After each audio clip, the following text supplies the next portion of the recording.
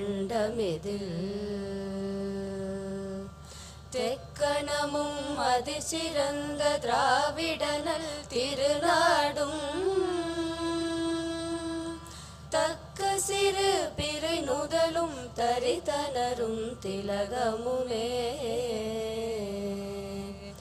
அத்திலக வாசனை போல் அனைத்துலகும் இன்பமுற எத்திசையும் புகழ் மணக்க இருந்த பெரும் தமிழனங்கே தமிழனங்கே உன் சீரிழமை திறம் வியந்து செயல் மறந்து வாழ்த்துதுமே வாழ்த்துதுமே வாழ்த்துதுமே.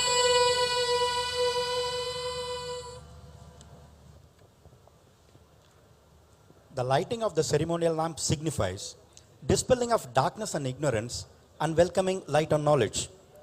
This assumes significance today since we are gathered here to witness the inauguration of various courts, which promotes access to justice by dispelling darkness and sufferings in the lives of litigants and dawn upon them a ray of hope and belonging.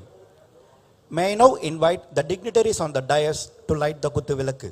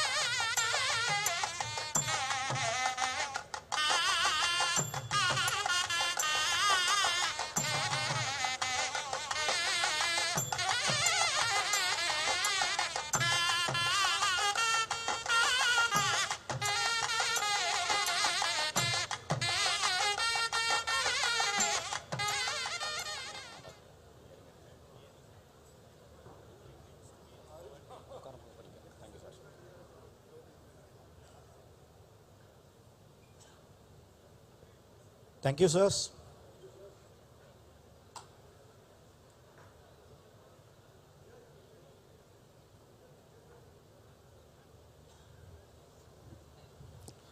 His Lordship, the Acting Chief Justice of Madras High Court, has been constantly striving to improve the justice delivery system in terms of infrastructure and, more importantly, the working culture.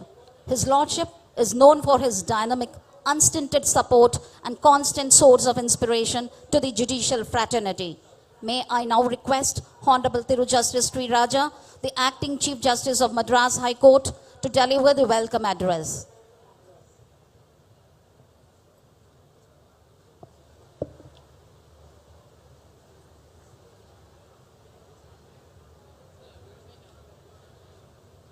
அன்னை தமிழுக்கு வணக்கம்.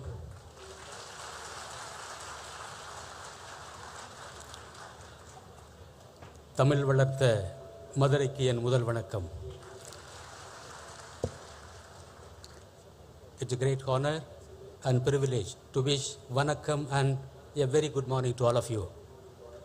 it is indeed a great pride and honor to take part in today's ceremony at this Madurai District Court premises for laying the foundation stone for building 30 more court halls, which will take care of your future needs for a century. I request somebody to come and take care of this echoing system. Somebody has to come. Today we have assembled to lay the foundation stone to rise 6-story buildings, basement, stilt, and six more floors we are going to have it. The government has come forward to sanction 230 crores of rupees for this entire project. As a mark of accepting and initiating the process, the government has also issued a GO sanctioning right now 166 crores to cover up the initial work of basement, stilt, and 3-story buildings. In each floor we are going to have 6 court halls. To this great occasion, it is my great pleasure to welcome our Honorable Chief Justice of India, Madam Chief Justice, to one of the most ancient temple cities in the world, undoubtedly older than the great Roman city. The British history says that the Magna Carta is the foundation for the rule of law, symbol of liberty, freedom and peace. Lord Denning also said that without Magna Carta, no man could have got personal liberty and freedom from arbitrary arrest.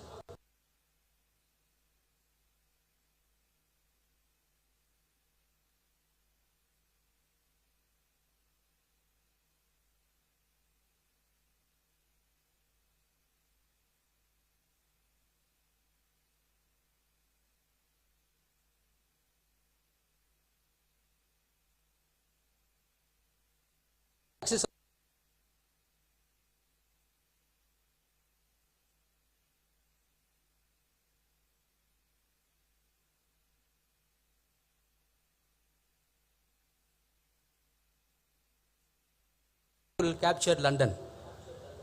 He was forced to negotiate with the people and the nobles.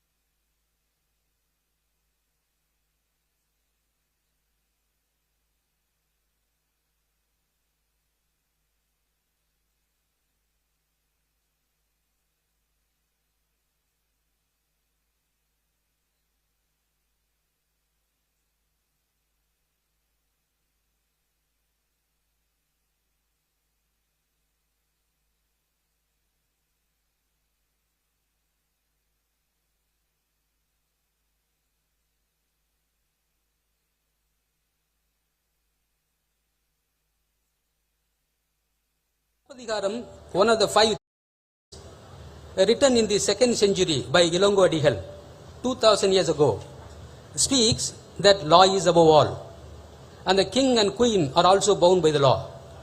While dispensing with justice, Silappathigaram, place of Tamil Sangam, we are delighted to welcome the Honorable Chief Justice of India and Madam Chief Justice. Honorable Chief Justice of India has made immense contribution to the growth of law. He has been forerunner in digitizing the justice delivery system with the goal to achieve a paperless registry and to support access to the apex code from any part of the country through video conferencing. Honorable Chief Justice of India has also made possible the e-court in all the courts. All information relating to the court will be available on internet. Honorable Chief Justice of India has made huge transformation in all courts by bringing the justice delivery system to doorstep, because the courts are all digitized from judicial magistrate courts to Supreme Court. Online filing has been introduced in all the courts. Virtual hearings have been popularized in all the courts. There is yet another interesting aspect that SWAS, Supreme Court Vidik Anuvad software, has been used to translate the judgments of the courts. Madras number one in the country in translating the English judgment into Tamil language. With his contribution, I wholeheartedly welcome the Honorable Chief Justice of India. The Honorable Chief Minister, it is our great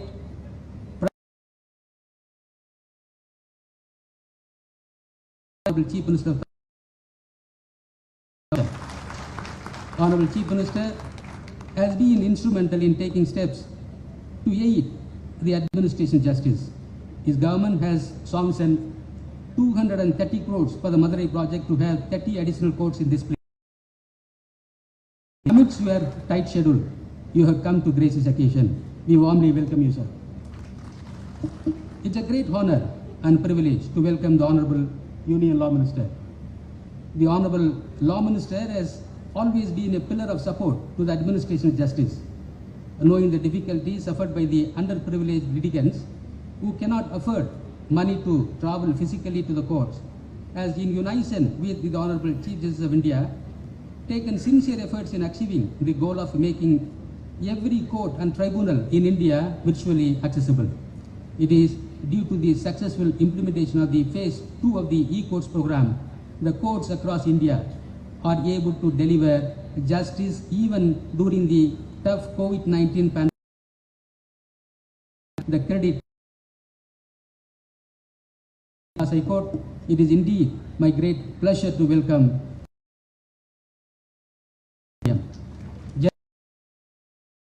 to come and take part in this foundation stone laying ceremony.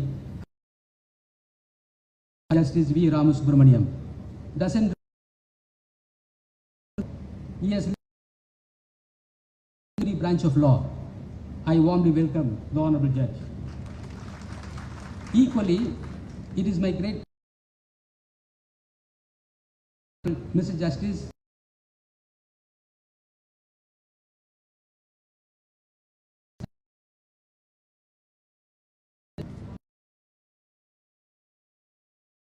respectable Mr. S. Raghupati,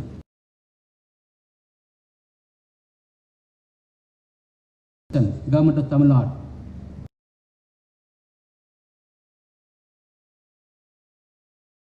Is present.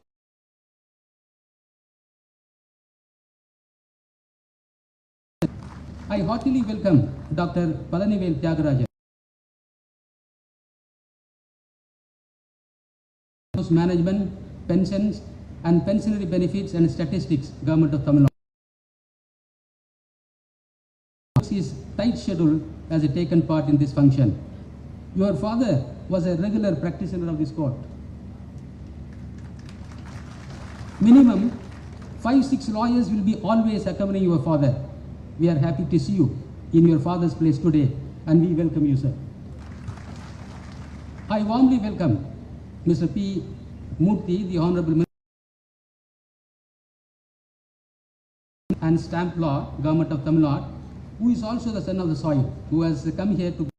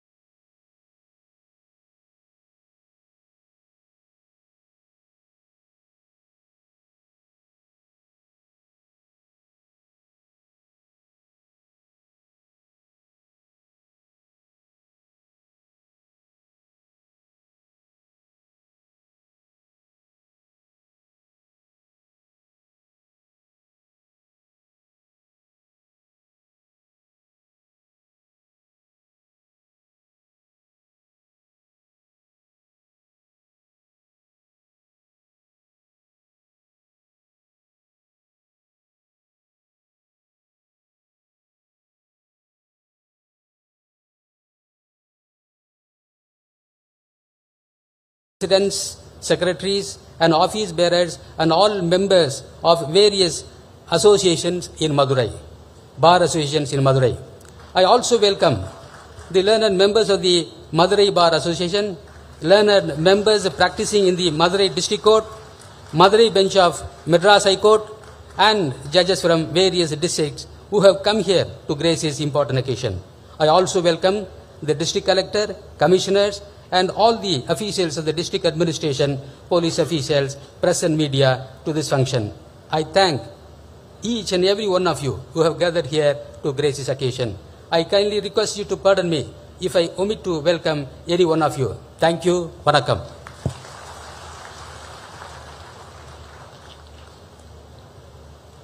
Thank you, Lordship, for extending a very warm and cordial welcome to the August gathering. It's now time for honoring the dignitaries. I humbly request Honorable Thiru Justice T. Raja, Acting Chief Justice of Madras High Court, to honor our esteemed Chief Guest of the Day, Honorable Dr. Justice D.Y. Chandrachud, Chief Justice of India.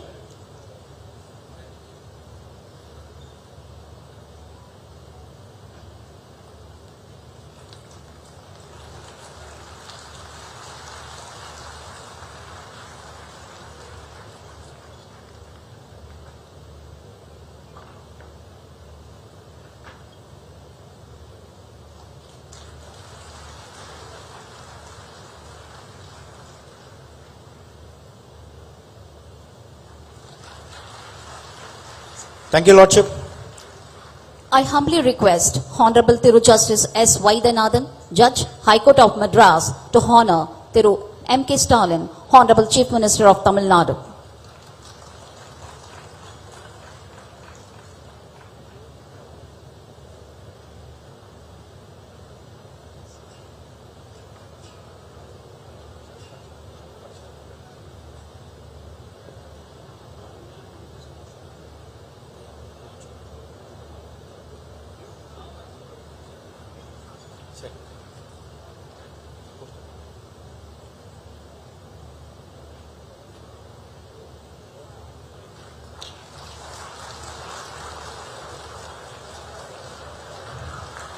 Thank you, Lordship. Thank you, Lordship.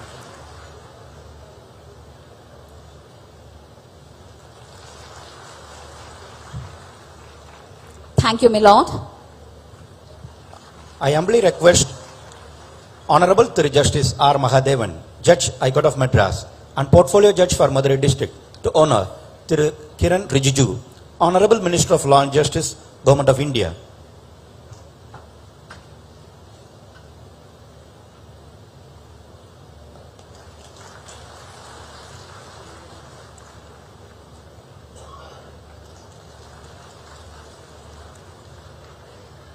Thank you, Lordship. I humbly request Honorable Tirumati Justice V. M. Velumani, Judge, High Court of Madras, to honor Honorable Thiru Justice V. Sarma Subramanian, Judge, Supreme Court of India.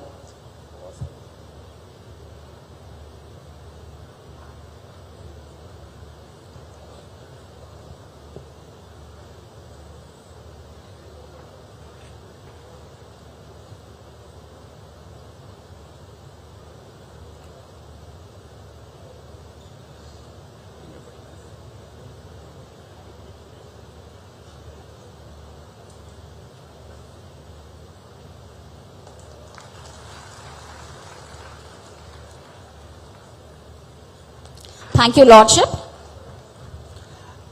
I humbly request Honorable Thiru Justice D. Krishna Kumar, Judge, High Court of Madras, to honor Honorable Thiru Justice M. M. Sundaresh, Judge, Supreme Court of India.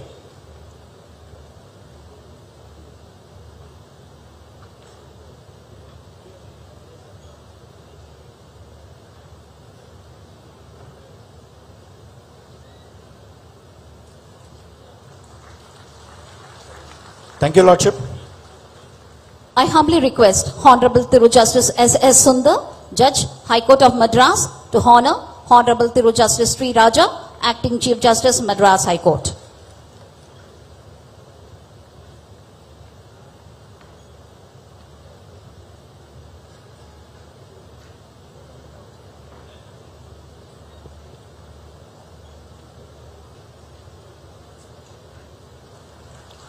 Thank you, Lordship.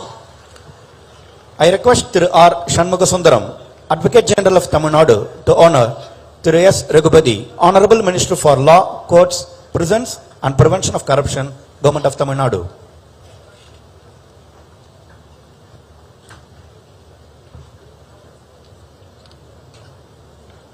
Thank you, sir. I request Thiru Veera Kadirvan, Additional Advocate General, to honor Thiru P. Murthy, Honorable Minister of Commercial Taxes, Registration and Stamp Law, Government of Tamil Nadu.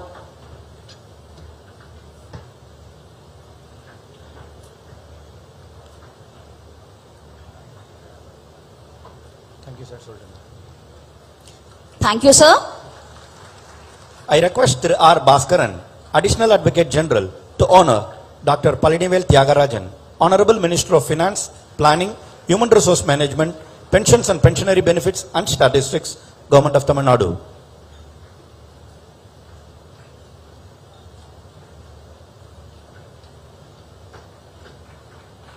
Thank you, sir.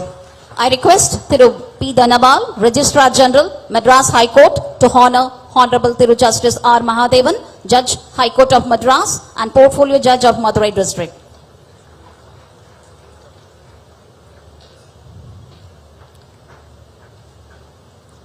Thank you, sir. I request Thiru N. Venkatavaradan, Additional Registrar General, Madurai Bench of Madras High Court, to honor Thiru R. Shanmugasundaram, Advocate General of Tamil Nadu.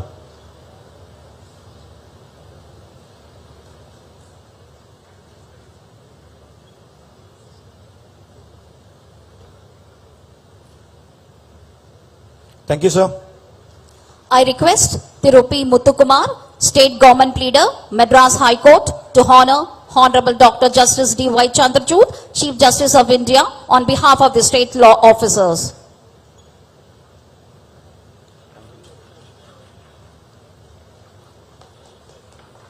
Thank you, sir.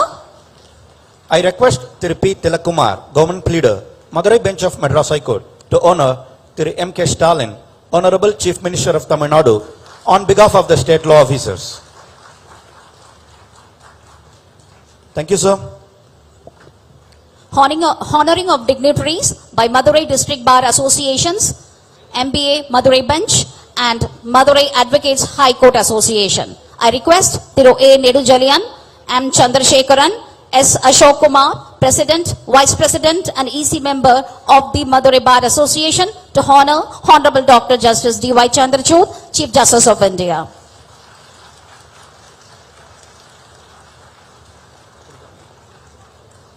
Thank you, sirs. I request Thiru S. Mohan Kumar, Thiru S. Balamurugan, Tirumati C. Lata Shanti, Secretary, Assistant Secretaries of the Madurai Bar Association, to honor Thiru MKStalin, Honorable Chief Minister of Tamil Nadu.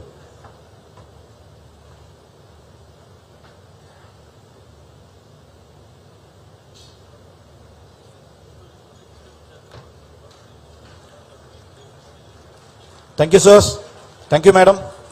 I request Thiru A. Sabha Balamurugan, P. Satish Armugam, R. Muthukumaran, EC members of the Madurai Bar Association, to honor Thiru Kiran Rijiju, Honorable Minister of Law and Justice, Government of India. Thank you, sirs. I request Thiru R. Sauri Raman, Thiru K. Vijay Ganapati, Tirumati Tilaka Balasubramanian, EC members of the Madurai Bar Association, to honor Honorable Thiru Justice V. Ramasubramanian, Judge, Supreme Court of India.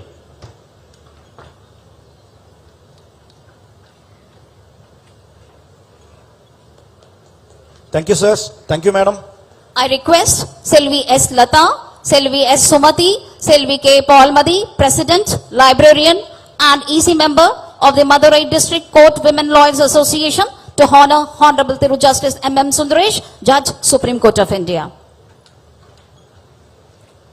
Thank you, madam. I request Thiru P. Ganesan, Thiru S. Selvam, Thiru R. Ramanathan, Treasurer, EC members of the Madurai Bar Association, to honor Honorable Thiru Justice T. Raja, Acting Chief Justice of Madras High Court.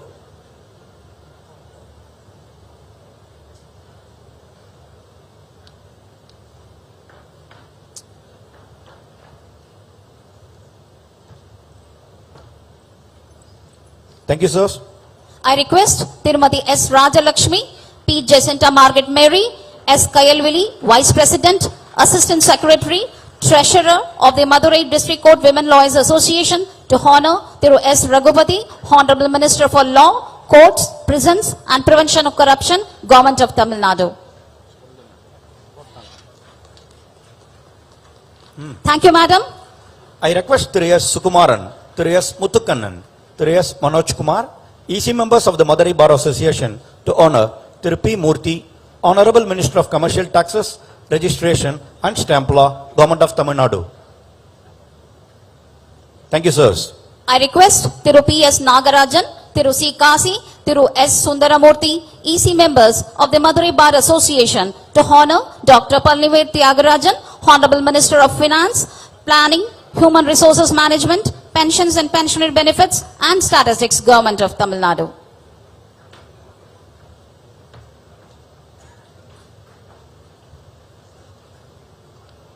Thank you, sirs. I request Thiru N. Damodaran, Thiru H.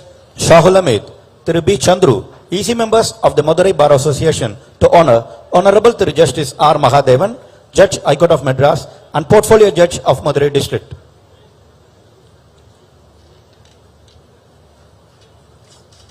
Thank you, sirs. I request Thiru J. Rengarajan, P. Ishwaran, Nandish, Vice President and EC members of the Madurai Bar Association to honor Thiru R. Shanmugasundaram, Advocate General of Tamil Nadu.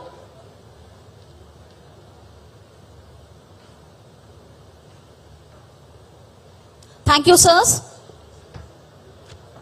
Honored guests, ladies and gentlemen, it is our pleasure to now present a short video clip showcasing the new courts and buildings that are about to be inaugurated today. I invite your kind attention to the screens placed in the hall to feel the moment.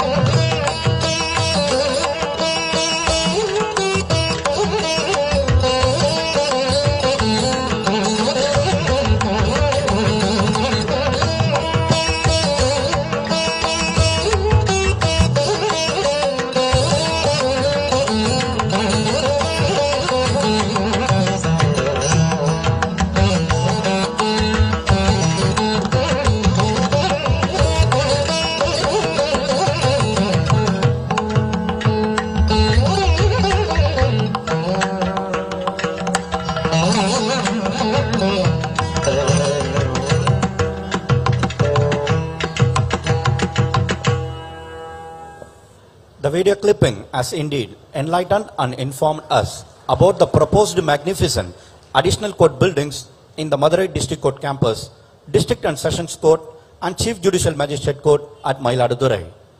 It is time to lay foundation stone for the proposed additional court buildings in the District Court campus at Madurai and to inaugurate the District and Sessions Court and the Chief Judicial Magistrate Court at Mayiladuthurai.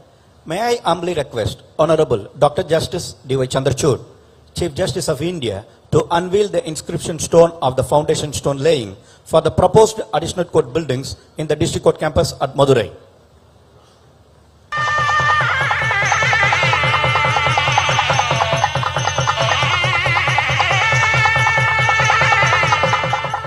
Thank you, Lordship. May I humbly request Thiru MKStalin, Honorable Chief Minister of Tamil Nadu, to inaugurate the District and Sessions Court at Mayiladuthurai through video conferencing.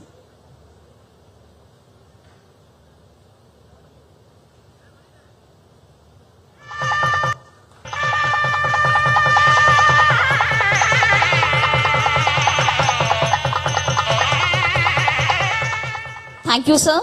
May I humbly request Thiru Kiran Rijiju, Honorable Minister of Law and Justice, Government of India, to inaugurate the Court of the Chief Judicial Magistrate at Mayiladuthurai.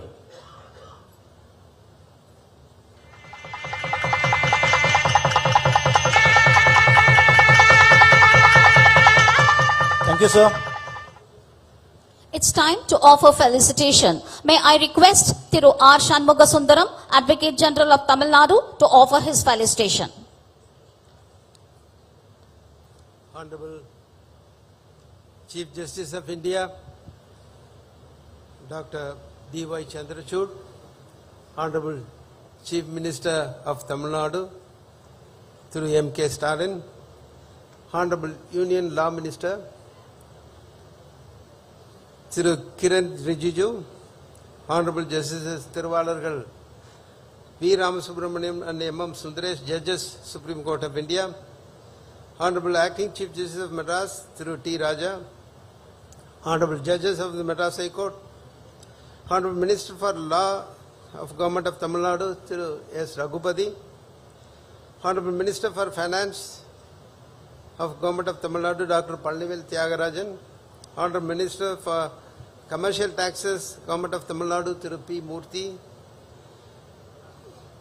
the Chief Secretary of Government of India, the Government of Tamil Nadu, through Irai Anbu, members of legal fraternity, bureaucrats, members of the subordinate judiciary and other dignitaries of the and on the dais and off the dais, representatives of the electronic and print media, ladies and gentlemen. My vanakkam to one and all here and a warm welcome to you all. At this August gathering, we saw the Honorable Chief Justice of India laying foundation stone for the additional court buildings in the District Court complex at Madurai. Our beloved Chief Minister, through MKStalin, inaugurated the District and Sessions Court at Mayiladuthurai, and the Honorable Union Law Minister inaugurated the the Court of Chief Justice, the Chief Judicial Magistrate at Mayiladuthurai. I take immense pleasure in welcoming you all here. It's not only as the leader of the bar. I am more pleased to say that I hail from this very city. I had education here. My father was a doyen of this Madurai bar.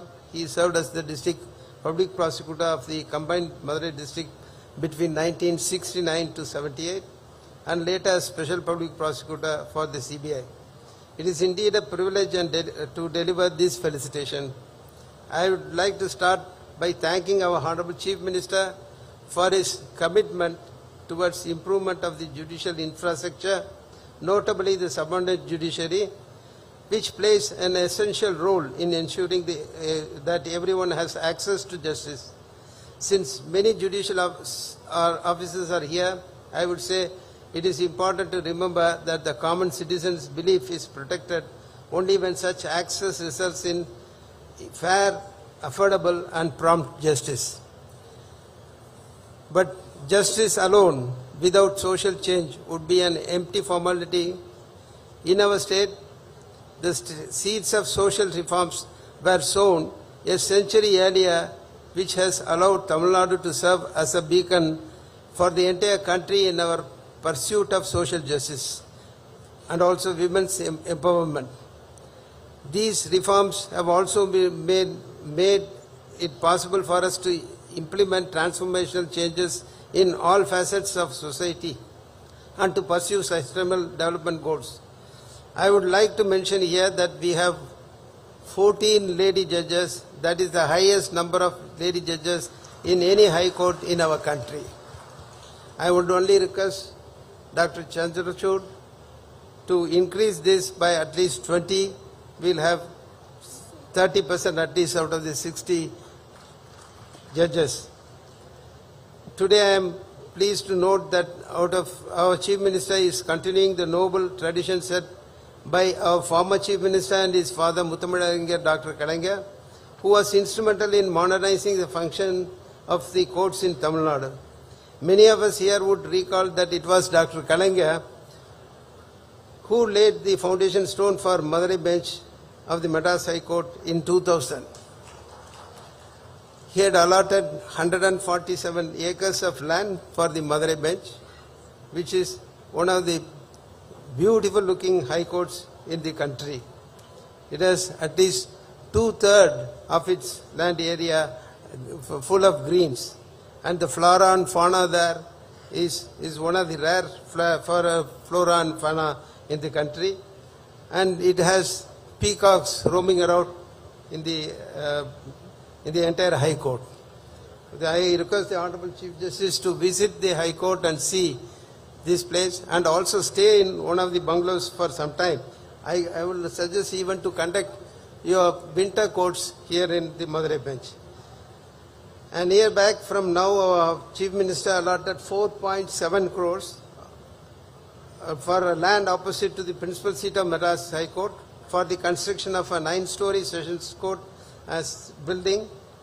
On 23rd of April 2022, our Honorable Chief Minister fulfilled one of the demands of the legal fraternity by enhancing the death claim of the advocates' welfare from 7 lakhs to 10 lakhs and allotted 20 crores for welfare fund scheme. The government of Tamil Nadu approved the establishment of 7 commercial courts in budget in 2022 and allocated 1,461 crores for the judicial administration. For this unwavering commitment to infrastructure development, I wholeheartedly thank the Honorable Chief Minister, the Law Minister and the Finance Minister who are with us here today. I earnestly hope that continuous transformation of judicial infrastructure will enhance not only accessibility to the litigants but also impart technological advancement and modern amenities to the judicial officers and lawyers to elevate the quality of justice. The pandemic taught us how to use virtual conferencing, and it was undoubtedly made the institution more democratic. Our own High Court has continued to utilize video conferencing facilities every Friday so that one can now use e-conferencing facilities to appear before the High Court from any remote corner of the High Court, the state. I also like to congratulate Honorable Union Law Minister for his enormous contribution to the legal system and for joining us today to uphold the federal values inherent in the Indian Constitution. In the words of Thiruvalluvar, the great will be able to perform in the proper way deeds which are difficult. பெருமையுடையவர் ஆற்றுவார் ஆற்றின் அருமையுடைய செயல். It is indeed an honor for me to share this moment with you all on behalf of the entire bar gathered here.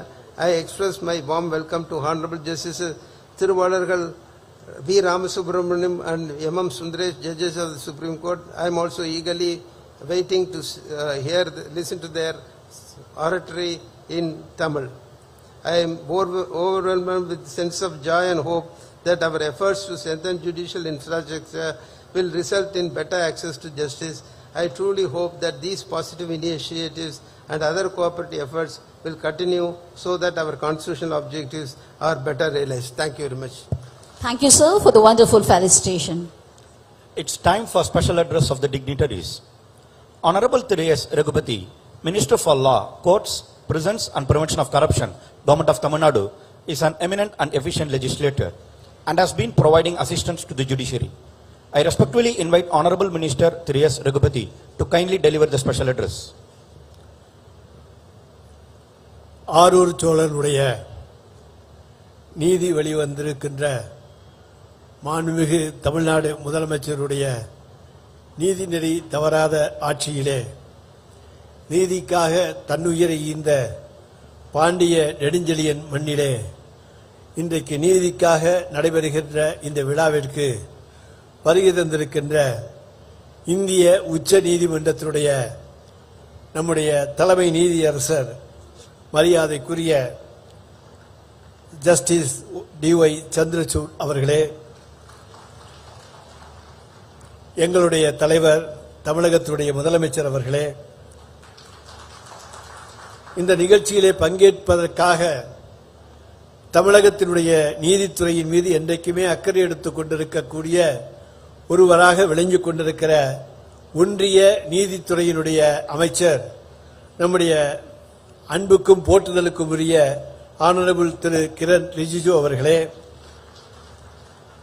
நம்முடைய தமிழகத்திலே இருந்து உச்ச நீதிமன்றத்துடைய நீதியரசர்களாக இன்றைக்கு செயல்பட்டு நீதி வழங்கிக் கொண்டிருக்கக்கூடிய நீதியரசர்கள் ராமசுப்பிரமணியம் அவர்களே, ஜஸ்டிஸ் திரு எம் சுந்தரேஸ்வர் அவர்களே, இங்கே தமிழகத்திலே நீதித்துறையிலே ஒரு புரட்சியை உருவாக்க வேண்டும் என்கின்ற எண்ணத்தோடு தன்னுடைய மண்ணுக்கு தான் சார்ந்திருக்கின்ற அந்த நீதித்துறையின் மூலமாக ஒரு நல்ல அரும்பணிகளை ஆற்ற வேண்டும் என்கின்ற எண்ணத்தோடு செயலாற்றிக் கொண்டிருக்கிற நம்முடைய தமிழகத்துடைய பொறுப்பு தலைமை நீதியரசர் மரியாதைக்குரிய ஜஸ்டிஸ் சி ராஜா அவர்களே, இந்த நிகழ்ச்சியிலே பங்கேற்று சிறப்பித்திருக்கின்ற நம்முடைய வணிக வரித்துறையினுடைய அமைச்சர் அன்புக்குரிய திரு மாண்புமிகு மூர்த்தி அவர்களே, இந்த நிகழ்ச்சிக்கு முத்தாய்ப்பாக அடிப்படை காரணமாக அமைந்திருக்கின்ற நம்முடைய மரியாதைக்குரிய மனிதவள மேம்பாடு நிதித்துறையினுடைய அமைச்சர் அன்புக்குரிய சகோதரர்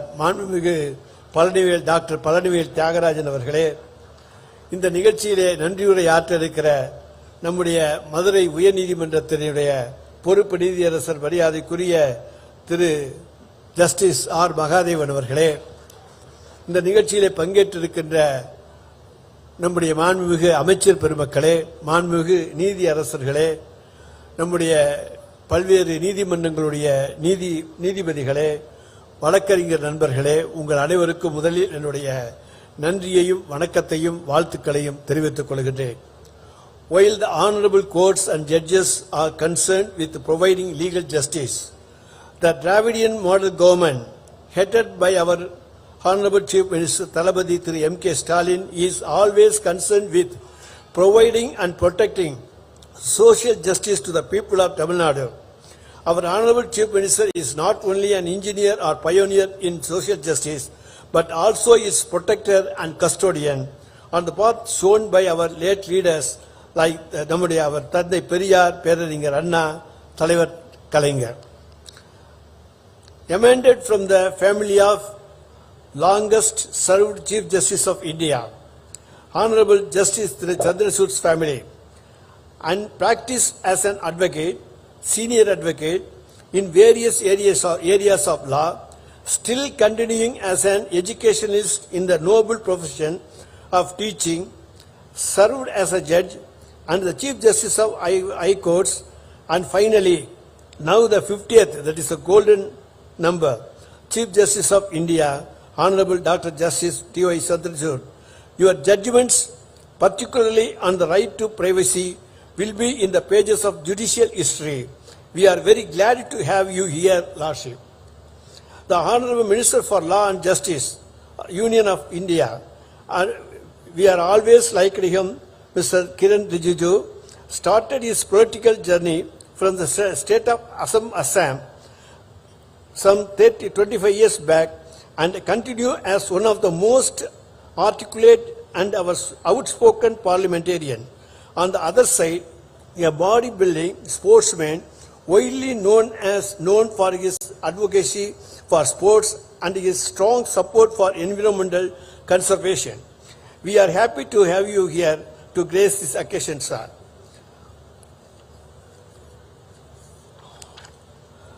While delivering the 19th Sri Gangaram oration during February 2023 on the topic, a perception for justice, quest for fairness and equality for health care, our Honorable Chief Justice of India, Honorable Chief Justice of India D.Y. Chandrachud said, several cases challenging National Medical Commission's decisions or cases relating to NEET have found their way to my bench at the Supreme Court.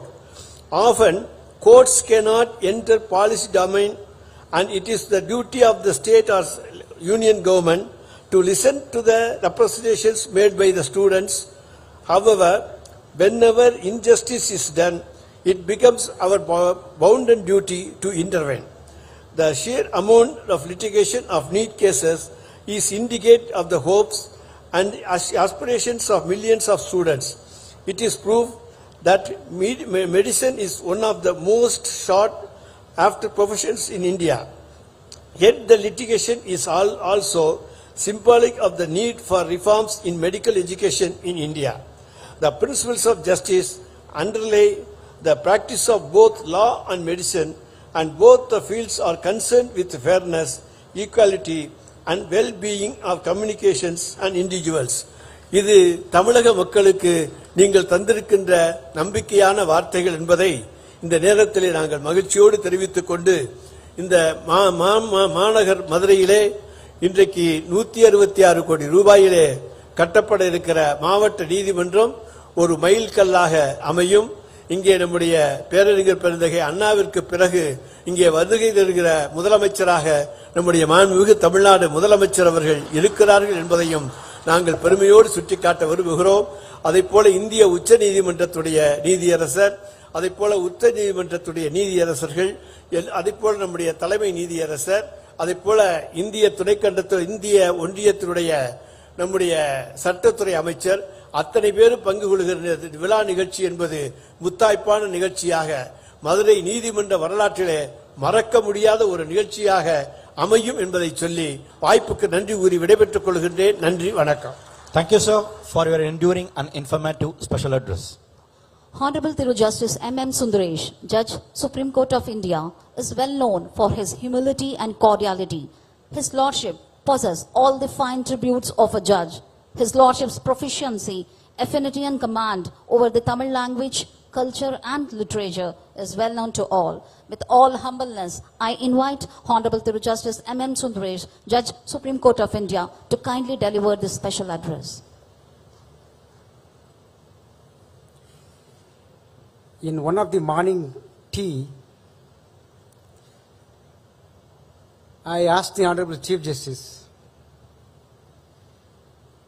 Chief, did you receive the invite to participate in the function scheduled to be held at Madurai? I knew it was on that day, on this day, to be precise. He asked me, what do you say?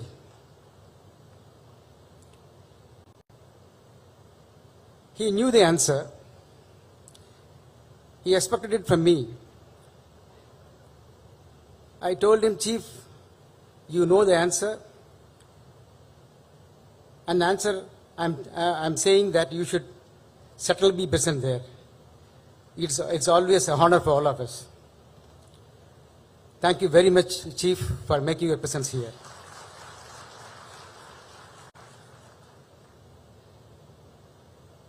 He is a flying minister. I used to wonder about Honorable Minister for Law as to how he manages his time. More often than not, he would sleep on his travel. In his busy schedule, he is present among us. Therefore, along with you, I also welcome him.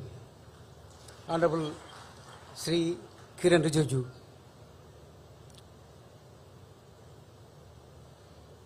தமிழகத்தின் முதல்வர் திரு MKStalin அவர்களே,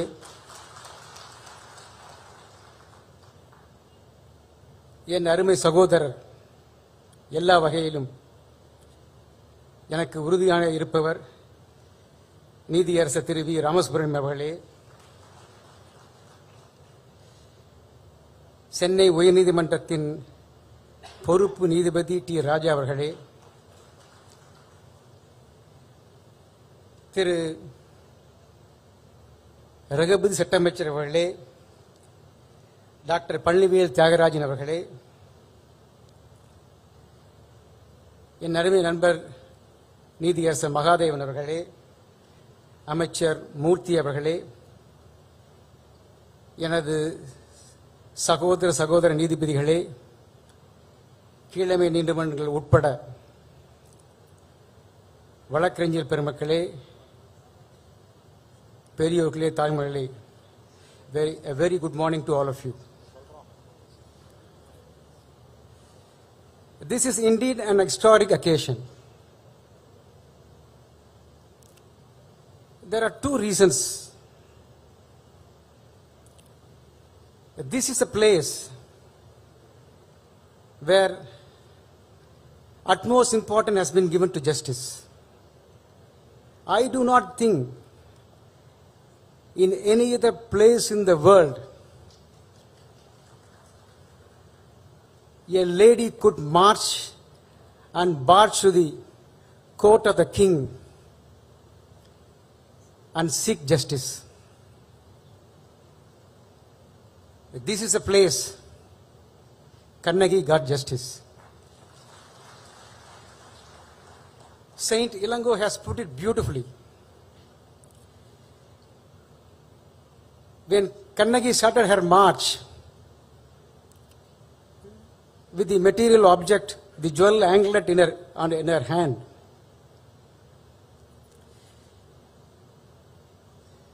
the entire public was disturbed, worrying about the consequence if the decision of the king goes wrong. The same situation continued even after she entered the palace. The palace guard was worried.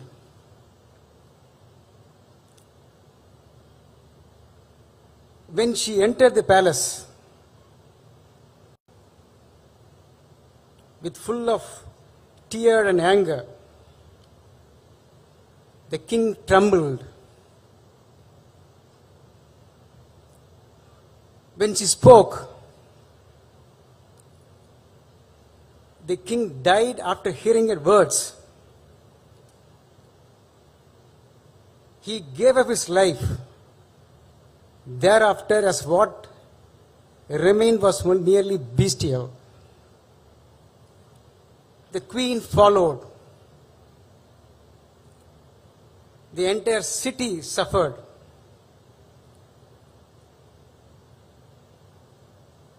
Even the elements of nature trembled, including sun. I would only quote the description of Ilango. மெய்யில் பொடியும் விரித்த கருங்குழலும் கையில் தனிச்சிலம்பும் கண்ணீரும் வையக்கோன் கண்டனனே தொட்டனன் காரிகை தன் சொல் செவி உண்டனனே தொட்டனன் உயிர். That is the level of justice this place has witnessed. Therefore, it is befitting that the Honorable Chief Justice is here today. The second reason, district judiciary is the backbone of the justice dispensation. A view which is very often reiterated by the Honorable Chief Justice. He said, please do not call it as subordinate judiciary. It is district judiciary. If A person dispensing justice is a public servant. There can never be a difference between a civil judicial division and the Chief Justice of India. This is not my word, it is his words.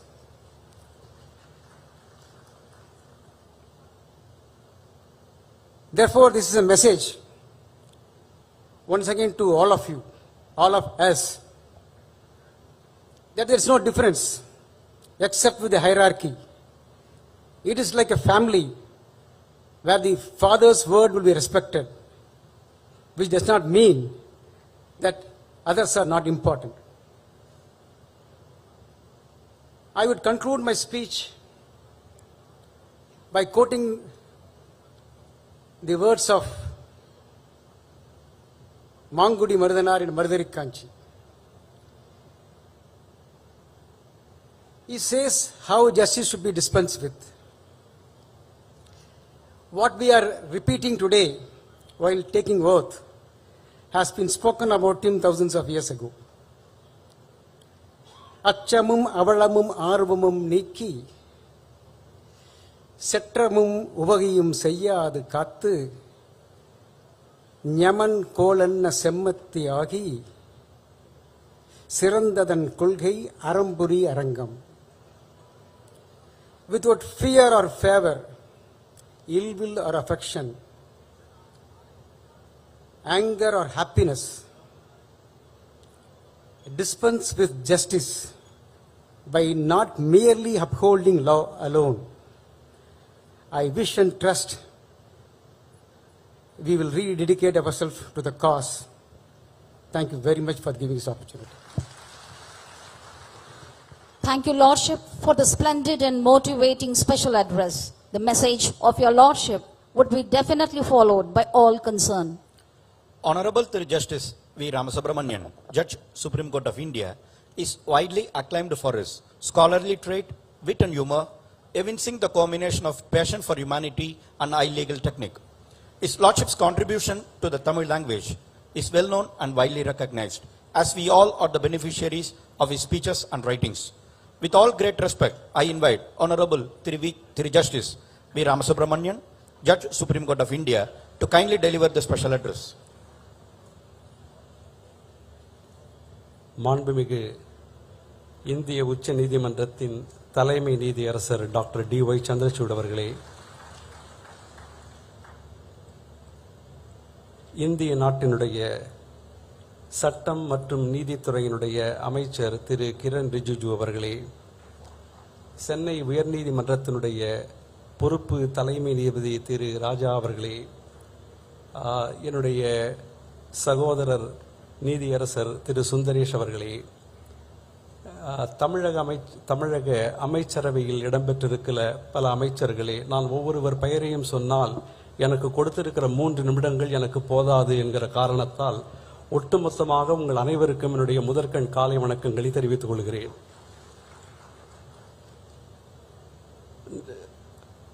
When Honorable Justice Sundaresh started speaking in English, my heartbeat almost went up, because normally he starts speaking in Tamil and switch over to English, paving the way for me to follow him.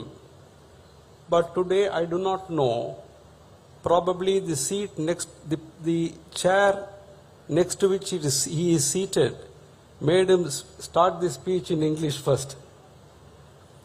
But many times I speak with a view to make people understand. Many times I speak with a view to make people not understand. Therefore, I would switch over to Tamil so that 2 important people on the dais do not understand what I say.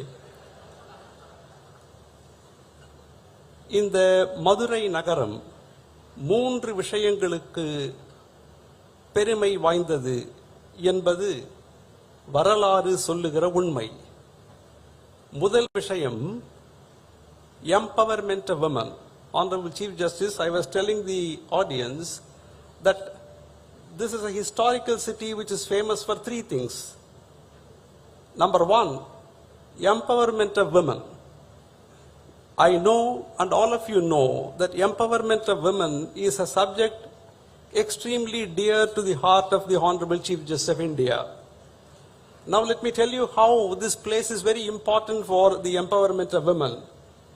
It is here, normally, the transition of power flows from man to women. But this is the only place in the world where power is transferred from women to men. Goddess Meenakshi, whom you had darshan yesterday, is the ruling deity of this place. She rules this place every year for 4 months, 4 Tamil months commencing from Chitrai. April 14th is the Tamil New Year's Day. Chitrai, Vaikasi, Ani, Avani. All these 4 months, Goddess Meenakshi rules this place. Thereafter, she has international affairs to take care of. Therefore, she transfers power to her husband Sundareshwarar for the remaining 8 months. In fact, you should also know that the original name of Honorable Justice Sundaresh was Meenakshi Sundaresh. I do not know what happened. He cut it short into Sundaresh, which does not befit the place where we are now standing today. Therefore, I think he must get back to his original name. So the first thing that the city is famous for is empowerment of women. பெண்களை அதிகாரப்படுத்துவது என்பதற்கு இந்த நகரம் அடையாளமாக விளங்கிய நகரம். இரண்டாவது காரணம், இந்த நகரம் தமிழ் மொழியும் தமிழ் இலக்கியமும் இன்றைக்கு தவழ்ந்து விளையாடுவதற்கு காரணமாக இருந்த நகரம். The second reason why this city is very famous is historical important is that this is the city from where Tamil language and Tamil literature flourished.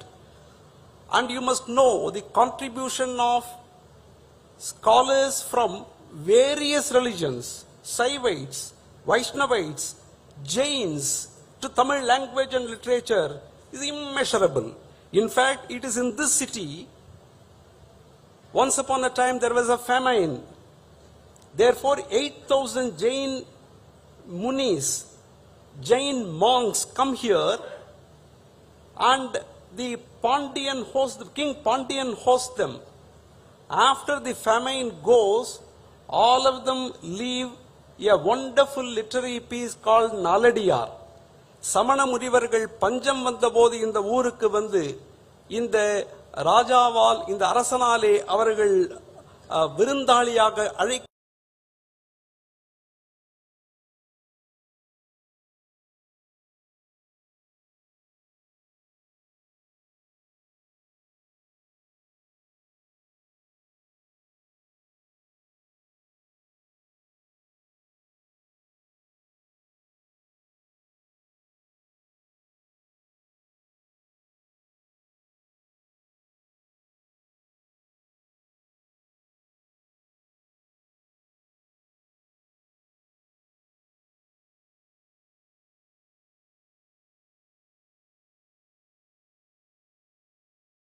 art of multiplying by words to call that which is white as black and that which is white as black, that which is black as white, according as they are paid என்று சொன்னான்.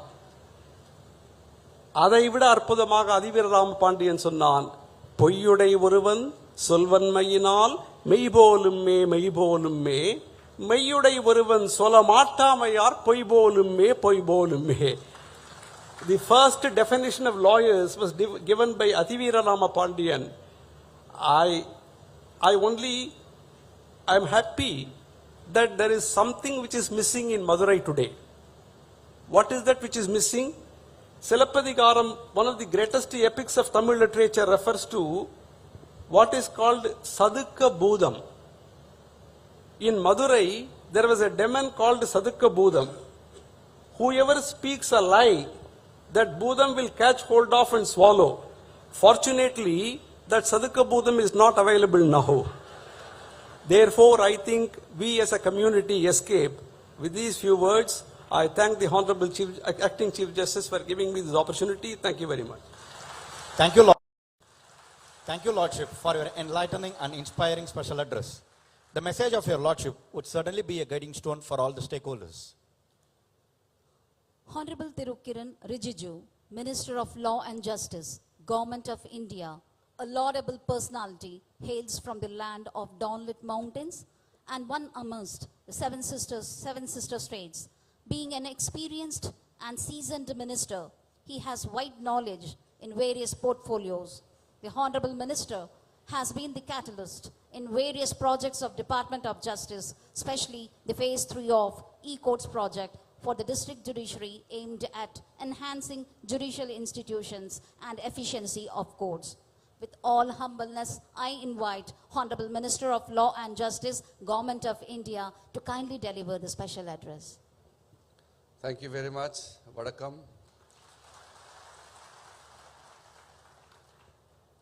I was introduced as a very seasoned politician, but the former Chief Justice of India, when we met for the first time, he thought I am a college-going student.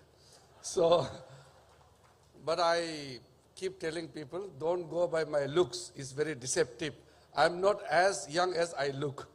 So, I'm happy to be today introduced as a very senior and seasoned politician for the first time. Honorable Chief Justice of India, Justice D.Y. Chandrachud, Honorable Chief Minister of Tamil Nadu, Thiru MKStalin, Honorable Justice V. Rama Subramaniam, Judge Supreme Court of India, Honorable Justice M.M. Sundaresh, Judge Supreme Court of India, Honorable Justice T. Raja, Acting Chief Justice Madras High Court, Sri Thiru S. Raghupati, Law Minister, Tamil Nadu, Thiru Dr. Palanivel Thiagarajan, Finance Minister, Tamil Nadu, Thiru P. Murthy, Minister, Commercial Tax, Tamil Nadu, Honorable Mr. Justice Mahadevan, Judge, Madras High Court, and the other senior judges of Madras High Court, all their brothers and sister judges of Madras High Court, and the judges from district and other courts coming from all over Tamil Nadu, the learned Advocate General, all the invited guests. Today I am extremely delighted to be coming to this historic city of Madurai for the first time. I have heard about Madurai so many times, and today very beautifully narrated by all the previous speakers about the historic background, the spiritual touch which this city provides, as well as the other beautiful things associated with this wonderful city. Well, I will not speak long. My drafted speech copy is too thick. If I read the entire speech, it will become too long. I will make very short observations and also tell you about few things what my Ministry of Law and Justice is doing. Let me congratulate the people of Tamil Nadu, particularly Madurai, for these wonderful projects, the court, new court buildings and the complexes which are being inaugurated today.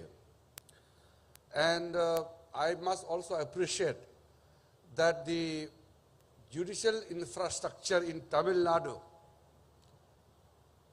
all over this state in Tamil Nadu, are comparatively better than many of the states in India. Recently, I had visited some other complex on the way to Puducherry, and I could witness the kind of work being done to improve the judicial infrastructure. And it is possible only when the judiciary and the government come together and understand the issues and try to solve it.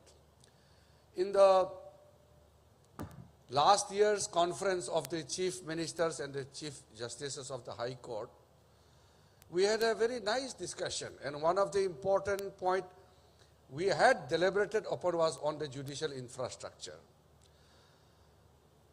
We had also agreed that there would be some formal kind of setup where the chief minister and the chief justice of the High Court will work together with a nominated team of officers and judicial officers and administrative officers to identify the gap and other issues concerning the challenges faced by the judiciary.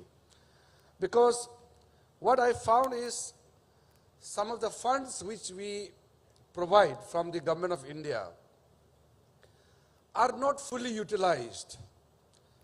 On the other hand, there are demands for more funds for judicial infrastructure, but certain amount of funds remain unutilized. It is not a fault of anybody, but there is some lack of coordination. In some of the states, the unutilized funds are little higher than other states.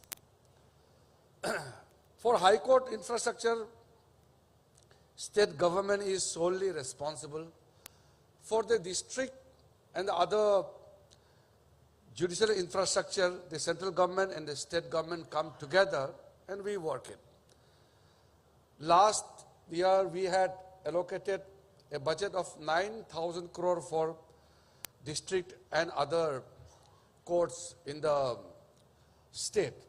So what I found over the time, what I have realized is, my department is pushing hard to ensure that the funds are utilized so that we can ask more money from the finance ministry in the future. Money is not a problem. Funding will never be a constraint. But how to implement, how to utilize the funds, that remains an issue. In some of the states, I have realized that the requirement of the courts and the kind of understanding of the government have certain shortcomings.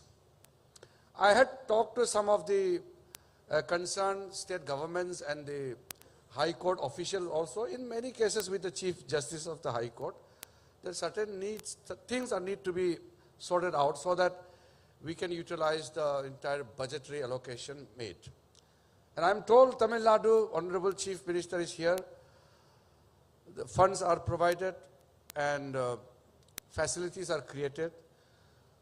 In the new central sponsored scheme for judicial infrastructure, we had added toilets, smart rooms, to have the best facilities available, especially the technological support system must be in place. And the toilets, lawyers' hall, and we have also stressed that the ladies' toilets, ladies' lawyers' hall, this must be ensured so that we give our women a proper place to work. Besides that, the amazing work which Justice D.Y. Chandrachud had initiated under his leadership for the e-court special project. And we are constantly in touch on this matter. My Department of Justice and the Supreme Court E-Committee, they are working as a team. And the 7,000 crore announced in the last budget will be a game changer. And I'm very happy to inform that Honorable Chief Justice himself is still leading the E-Committee. He is now the Chief Justice of India, but is driving the e-court projects because it is very, very critical. In the near future, we all want to see the Indian judiciary going itself. Is a huge challenge. I have tried to understand why so much of pendency cases are coming up every day. I am not from a legal background, so I don't know much about how the courts function, what are the regular problems faced by the advocates. But when I was in the Home Ministry in the previous tenure, I had learned certain things about the investigating officers, the filing of the charge sheets, cases and everything, which takes long time, much beyond what is expected to. So with the coming of the technological support, everything can be synchronized in such a way that the honorable judge will not require to postpone for the case or give a new date for the want of evidence, bunching of the cases and other issues. So these are certain things which I feel works are under progress, and I could sense that we are really going towards a major solution for that. When people from the villages, old people,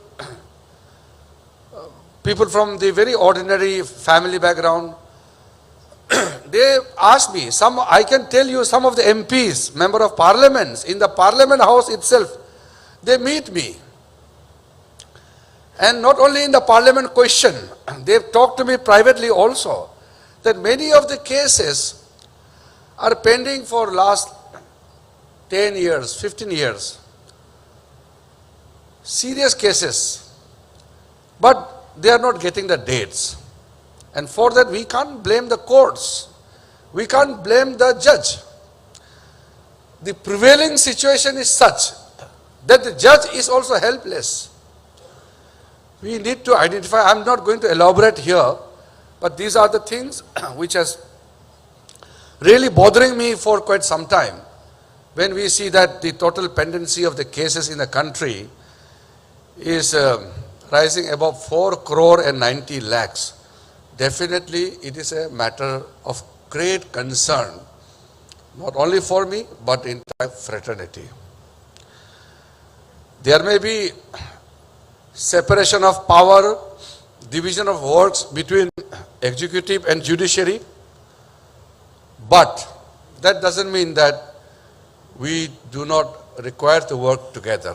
In fact, we have to work as a team for the larger goal in the interest of the citizens of our great country.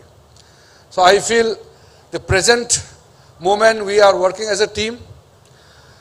In the same manner, how Department of Justice and the Supreme Court E-Committee are working together in the same manner in the state government, the Department of Law and the High Court office must come together to identify and to ensure that the great challenges of this pendency of cases are tackled.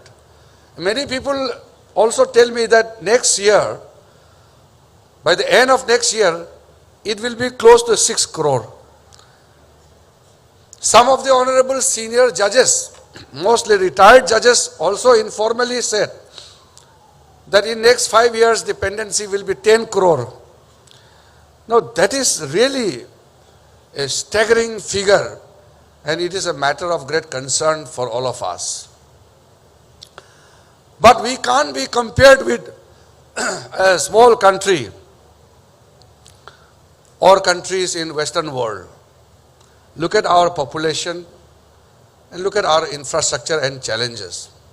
But one thing I must admit today in front of the Honorable Chief Justice of India, I have constantly stated that it is the duty of the government, and as a citizen, I also feel so. The judges not only require fully protection and all sense of support, but we must understand the problems of the judges. Because I have studied in recent time about the challenges faced by the judges of the other courts in other countries. The judges are living a very, very comfortable life because they need to decide upon cases For that, they need space to think. And they are like leading a vacation kind of life all the time, dealing 4 or 5 cases in a day. But in India, every judge is handling 50, 60 cases every day. And sometimes I wonder, if I also handle 50, 60 cases to be decided, the kind of mental pressure which I will be undergoing will be tremendous. That is why sometimes in this age of social media, there are constant criticism that judges are unable to deliver justice. The judges are not in a position to dispose of enough numbers of cases. That is why the pendency of the cases and the numbers are rising, which is not true. In fact, the disposal of the cases are rising faster and faster, but the new cases coming up are double in numbers.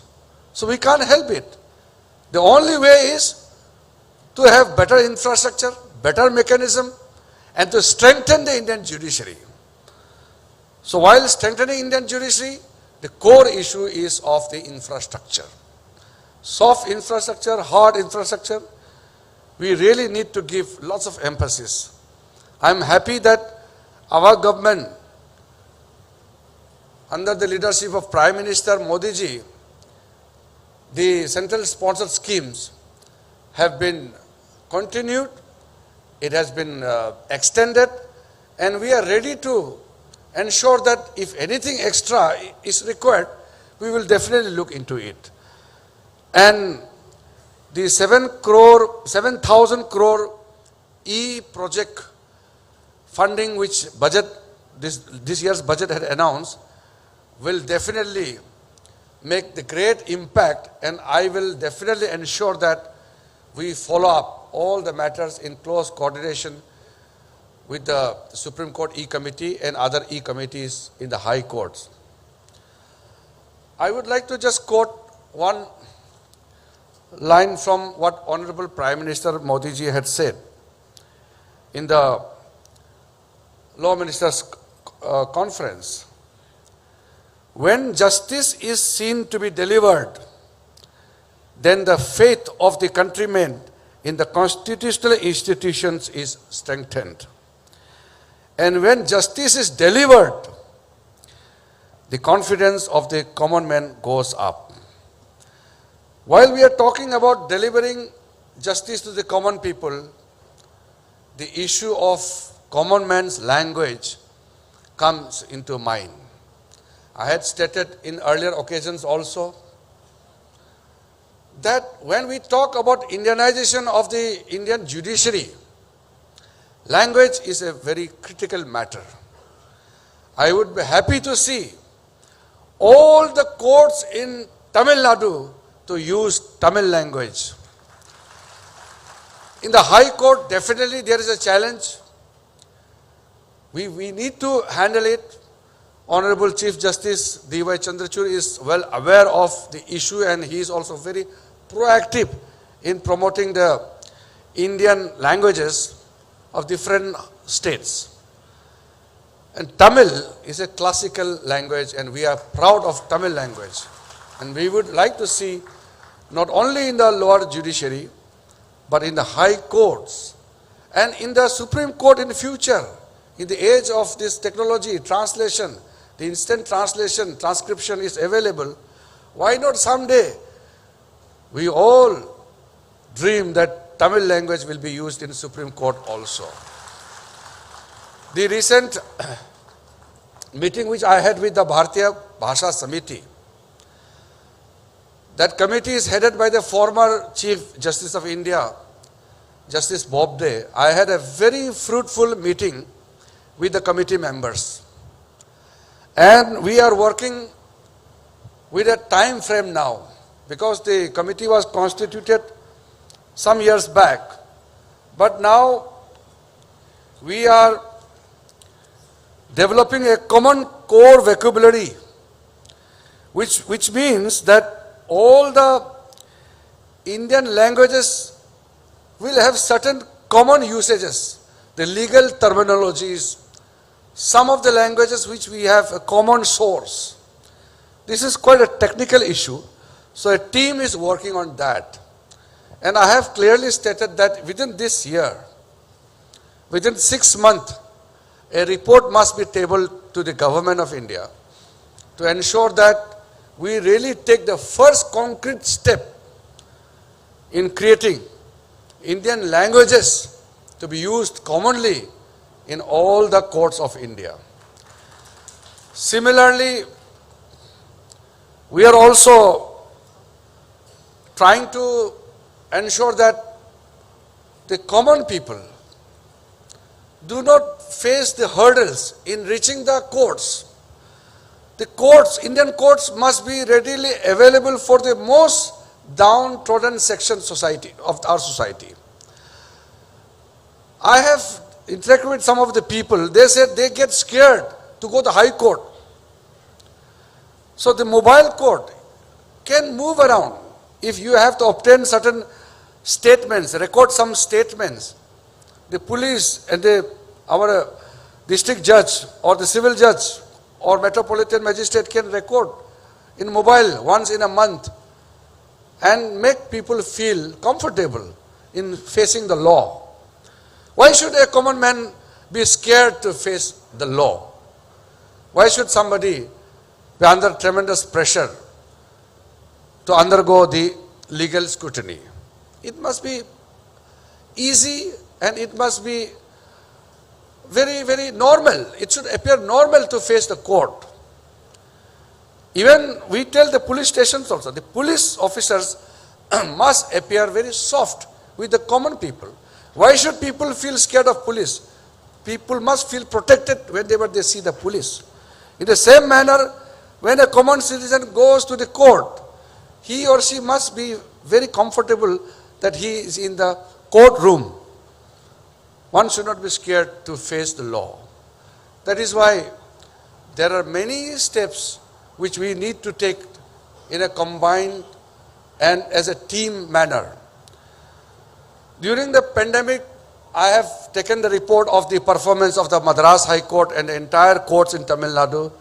Excellent performance, and the performance in terms of delivering justice to the people in the state of Tamil Nadu was very, very appreciable. And I must thank all the judicial officers, all the honorable judges and the support system which you have. And of course, the support of the state government. The Honorable Chief Minister is here. We must always ready to face any challenges, and COVID situation was such a new thing for all of us. We were all nervous, but we worked as a team, as a nation. And Honorable Chief Justice of India had a tremendous role to play in terms of using technology during this pandemic period. As I said, I don't want to touch upon many other subjects. There are many things I feel like sharing with you.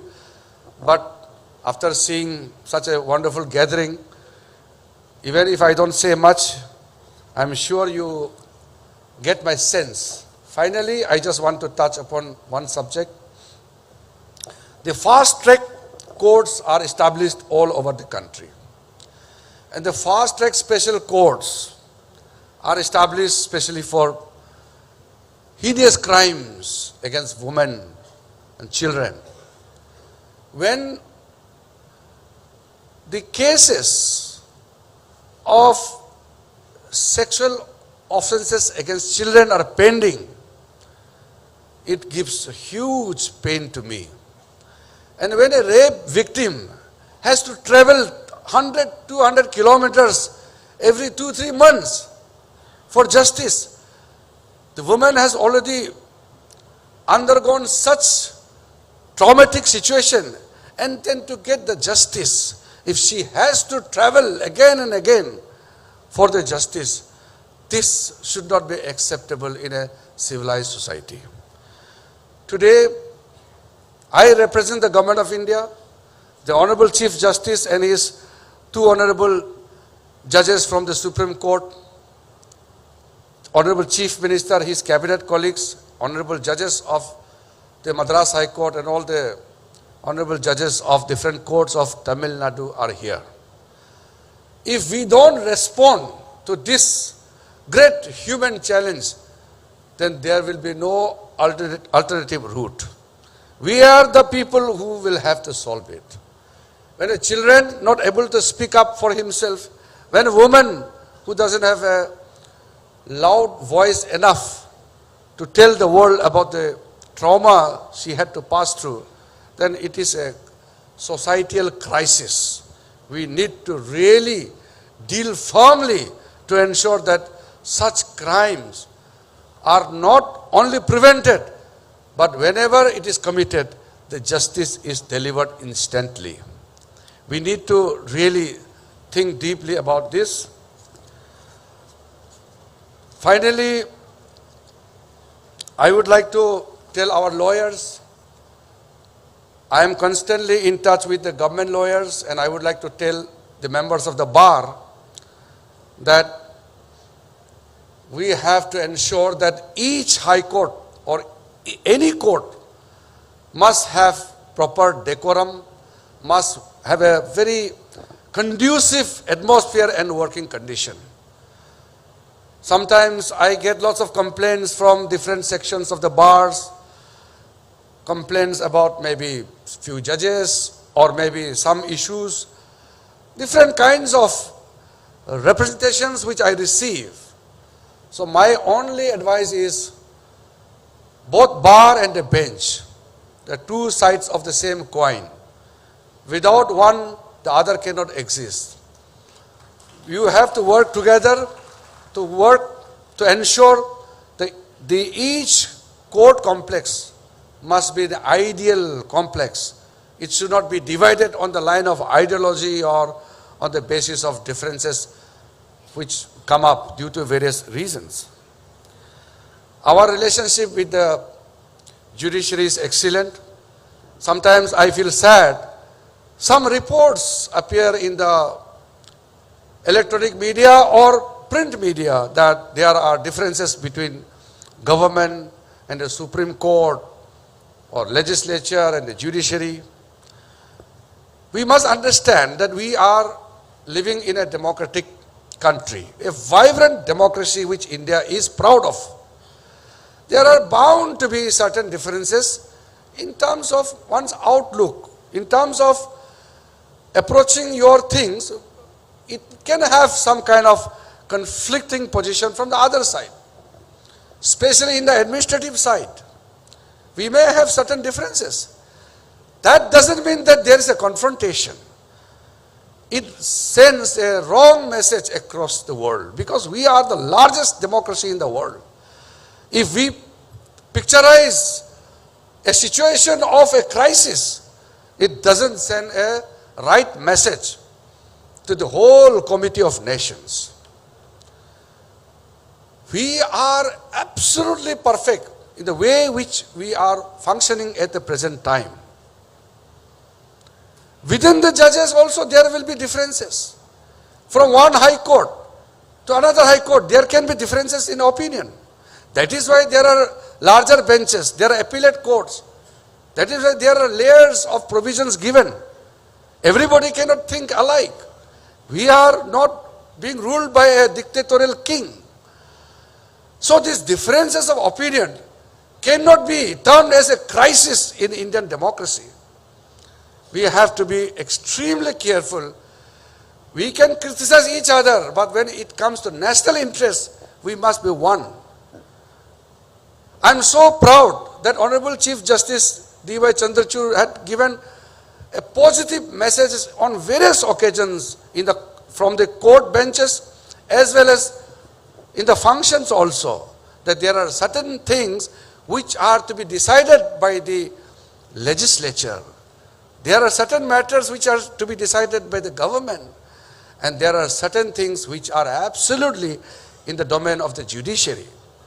That is what the founding fathers of the Constitution has given us. They have given us a clear-cut, very robust Constitution. We must abide by that. That is why today I want to make it very clear, in this very historic city of Madurai, there is no problem between the different organs of the state. There are signs of robust democratic actions which cannot be termed as a crisis. And government for all purpose will always support to ensure that the Indian judiciary is not only strengthened but always remain independent. And our legal fraternity will be given fully all kind of support from the government. We are abreast of the situation, coming out of the difficult situation, whatever it may be, but we are ready to face any challenges in the future to ensure that all the loopholes, all the gaps, whatever may exist in the future will be filled up. In India, nobody can say that he or she will not be abide by the law. Nobody can say. Law is the ultimate thing in a civilized society. I must be lawful. I must always regard the Indian laws. There's no, so that is why sometimes some kind of remarks passed against the government.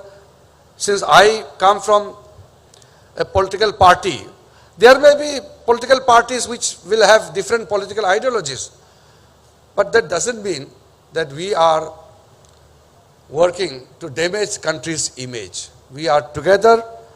And finally, I must thank the Honorable Acting Chief Justice D. Raja for inviting me along with Honorable Chief Justice, Honorable Chief Minister, Honorable Judges of the Supreme Court, along with all the wonderful people gathering here, and gave me an opportunity to be here in the historic city of Madurai.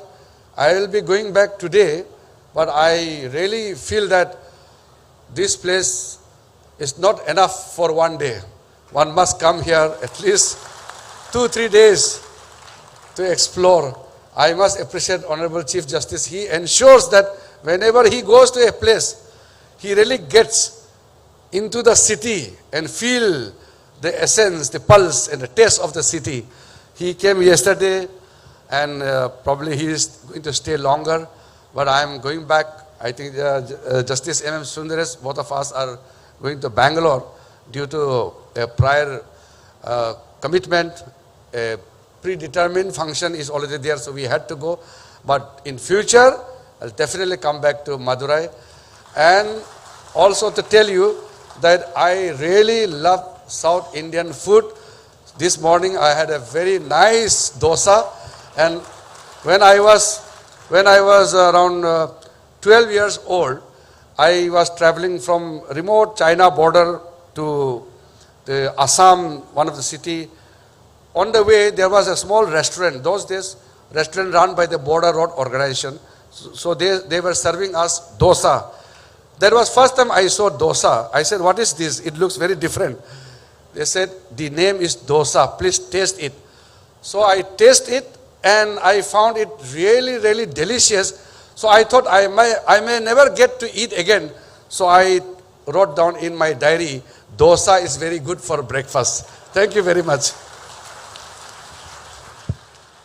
Thank you, sir, for the extensive and informative and special address. The innovative suggestions, support, and budgetary allocation spoken by you, sir, for judiciary is indeed very reassuring and promising. We look forward for your next visit to Madurai district, sir.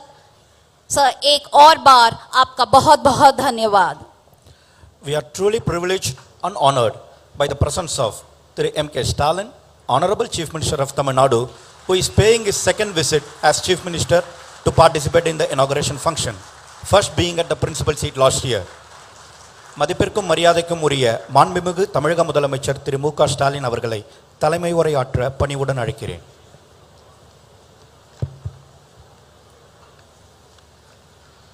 சங்கம் வளர்த்த மதுரை மாநகரில் நடைபெறும் இந்த விழாவில் பங்கேற்று சிறப்பித்துக் கொண்டிருக்கக்கூடிய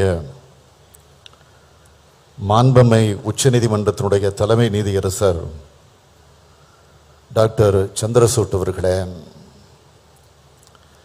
மாண்புமிகு ஒன்றிய சட்ட மற்றும் நீதித்துறையினுடைய அமைச்சர் கிரண் ரிஜிஜு அவர்களே, மாண்புமை உச்சநீதிமன்றத்தினுடைய நீதியரசர்கள் திரு ராமசுப்ரமணியன் அவர்களே, திரு சுந்தரேஷ் அவர்களே, மாண்புமை சென்னை உயர்நீதிமன்றத்தினுடைய தலைமை பொறுப்பு நீதியரசர் திரு ராஜா அவர்களே, மாண்புமிகு அமைச்சர் பெருமக்கள் ஐ பெரியசாமி அவர்களே, KSSR ராமச்சந்திரன் அவர்களே, தங்கம் தென்னரசு அவர்களே, பெரிய கருப்பன் அவர்களே, ராஜகண்ணப்பன் அவர்களே, ரகுவதி அவர்களே, மூர்த்தி அவர்களே, பழனிவேல் தியாகராஜன் அவர்களே, நிறைவாக நன்றி உரை ஆற்றிருக்கக்கூடிய மாண்புமை சென்னை உயர்நீதிமன்றத்தினுடைய நீதியரசர் மகாதேவன் அவர்களே, மாண்புமை சென்னை உயர்நீதிமன்றத்தினுடைய மற்றும் மதுரை கிளையினுடைய நீதி அரசர்களே, நாடாளுமன்ற சட்டமன்ற உறுப்பினர்களே, அரசு தலைமை வழக்கறிஞர் திரு சண்முகசுந்தரம் அவர்களே, சென்னை உயர்நீதிமன்றத்தினுடைய பதிவாளர் திரு தனபால் அவர்களே, மாவட்ட ஆட்சித்தலைவர் அவர்களே, அரசு உயர் அலுவலர்களே, காவல்துறை உயர் அலுவலர்களே, என் பேரன்பிற்குரிய வழக்கறிஞர் பெருமக்களே, மதுரை பார் உறுப்பினர்களே, பத்திரிகை மற்றும் ஊடகத்துறையை சார்ந்திருக்கக்கூடிய நண்பர்களே, உங்கள் அனைவருக்கும் என்னுடைய அன்பான வணக்கம். உச்சநீதிமன்றத்தினுடைய தலைமை நீதியரசராக பொறுப்பேற்ற பிறகு தமிழ்நாட்டுக்கு முதலாக வருகை தந்திருக்கும் மாண்புமை நீதியரசர் சந்திரசூட் அவர்களுக்கு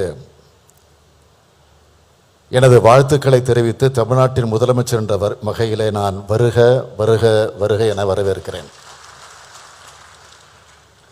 I welcome you to Madurai, the land where Kannagi stood up against a mighty king to get justice. பொதுமக்களுக்கு சேவையாற்றுவதே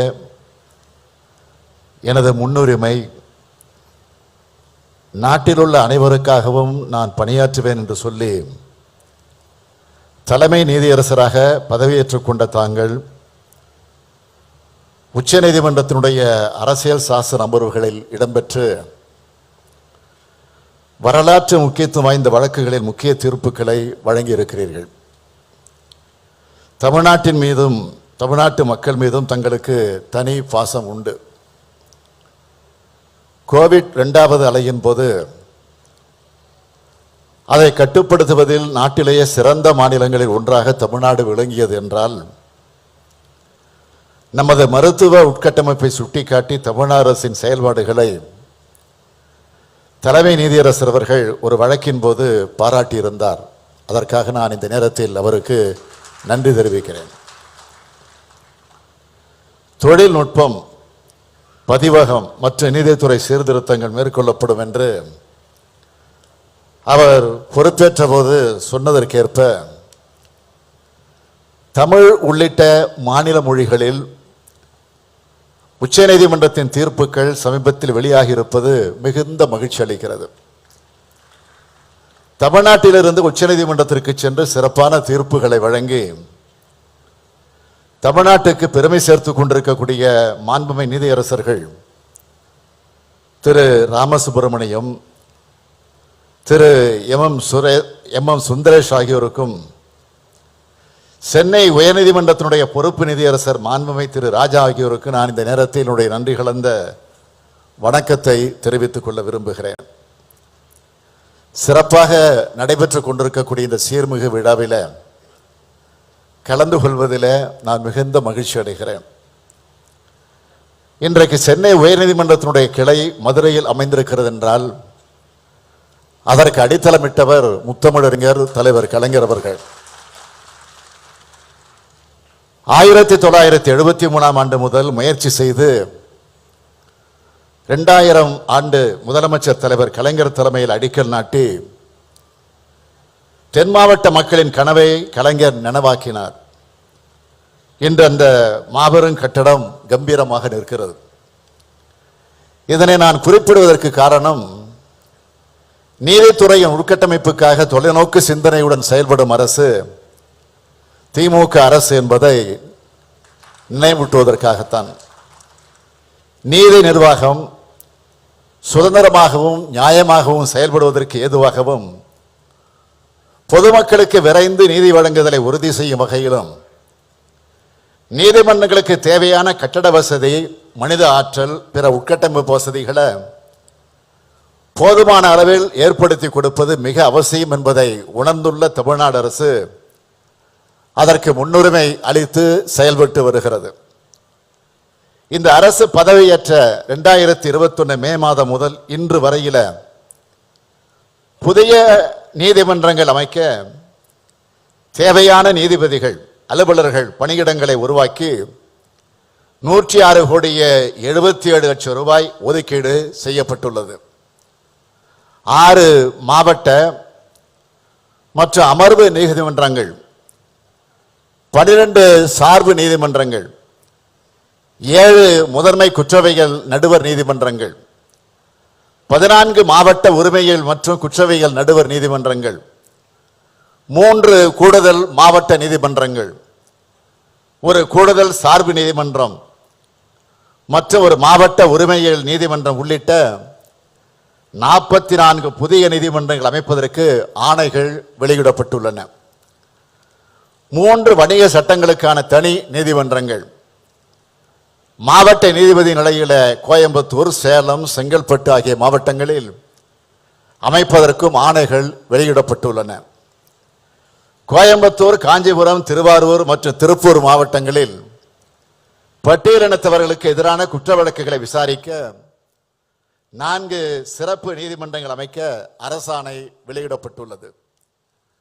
சென்னை உயர்நீதிமன்ற வளாகத்தில் இயங்கி வரும் 160 மாவட்ட மற்றும் கீழமை நீதிமன்றங்களில் 60 நீதிமன்றங்களை ஒரே கட்டடத்திற்கு இடமாற்றம் செய்ய ஏதுவாக 315 கோடி ரூபாய் செலவில் பல்லடுக்கு மாடிகள் கொண்ட ஒருங்கிணைந்த நீதிமன்ற கட்டடம் கட்டுவதற்கு அரசாணை வெளியிடப்பட்டுள்ளது. டாக்டர் அம்பேத்கர் அரசு சட்டக்கல்லூரியின் கட்டடத்தை அதன் பாரம்பரியம் சிதையாமல் புதுப்பிக்க 23 கோடி ரூபாய் அரசால் ஒப்பளிப்பு செய்யப்பட்டுள்ளது. புதியதாக நீதிமன்றங்கள் கட்டடங்கள் கட்டுதல், குடியிருப்பு கட்டடங்கள் கட்டுதல், பழைய நீதிமன்ற கட்டடங்களை பராமரித்தல் ஆகிய பணிகளுக்கு 297 கோடி ரூபாய்க்கு அரசு ஒப்புதல் அளித்துள்ளது. வழக்குரைஞர் நலநிதிக்கு அரசு சார்பில் 8 கோடி ரூபாய் மானியம் வழங்கப்பட்டுள்ளதோடு வழக்குரைஞர்களுக்கான சேம நல நிதி 7 லட்சம் ரூபாயிலிருந்து 10 லட்சம் ரூபாயாக உயர்த்தப்பட்டுள்ளது. புதியதாக பதிவு செய்யப்பட்ட 1000 இளம் வழக்கறிஞர்களுக்கு ஊக்கத்தொகையாக 3000 ரூபாய் மாதந்தோறும் வழங்கிட ஒப்பளிப்பு வழங்கப்பட்டிருக்கிறது. தமிழ்நாடு வழக்கறிஞர்களின் எழுத்தர் நலநிதியிலிருந்து 4 லட்சம் ரூபாய் இறந்த வழக்கறிஞர்களின் எழுத்தர்களின் குடும்ப உறுப்பினர்களுக்கு வழங்க ஆணை வெளியிடப்பட்டுள்ளது. இப்படி பல்வேறு செயல்களை செய்து வருகிறோம். அவற்றை பட்டியலிட்டு சொல்ல நேரம் இடம் தராது. எனவே நீதித்துறையின் கட்டமைப்புகளை மேம்படுத்துவதற்கான அனைத்து நடவடிக்கைகளையும் தமிழ்நாடு அரசு தொடர்ந்து சிறப்பாக மேற்கொள்ளும் என்று இந்த நேரத்தில் உறுதியோடு தெரிவித்துக் கொள்கிறேன். On this occasion, I place 3 important demands. I request the Honorable CJ of India for ensuring social justice in the appointment of judges to High Courts and Supreme Court, as well as proportional representation to states in Supreme Court bench, for allowing Tamil as a court language in Madras High Court along with English. In this regard, I am aware that Honorable Union Law Minister is in favor of this. I thank him for that. Hence, I request the support of Honorable Chief Justice of India to consider this favorably. For establishing Supreme Court benches, at least in the cities of Chennai, Mumbai and Kolkata. We have already written on all these demands to the Union government. I hope the Honorable Chief Justice and Honorable Union Minister for Law will consider our demands favorably. எங்களது கோரிக்கைகளை ஒன்றிய அரசும் நீதித்துறையும் உச்ச நீதிமன்றமும் நிறைவேற்றி தர வேண்டும் என்று நான் கேட்டுக்கொள்கிறேன். நீதித்துறையானது சுதந்திரமாகவும் தன்னிச்சையாகவும் இயங்கி ஒவ்வொரு சாமானியனின் இறுதி நம்பிக்கையும் காப்பாற்றட்டும். நீதித்துறையின் செயல்பாடுகளை மக்களுக்கு நம்பிக்கை அளிக்கும். சட்ட நீதியும் சமூக நீதியும் இணைந்து கிடைக்க நீதித்துறை அமைப்புகள் வழிவகை செய்ய வேண்டும் என்று கேட்டு விடைபெறுகிறேன். நன்றி, வணக்கம். மிக நேர்த்தியாகவும் உணர்வுபூர்வமாகவும் நீதித்துறைக்கு வலு சேர்க்கும் விதமாக தலைமை உரையாற்றிய தமிழக முதலமைச்சருக்கு எங்கள் உளமார்ந்த நன்றிகள்.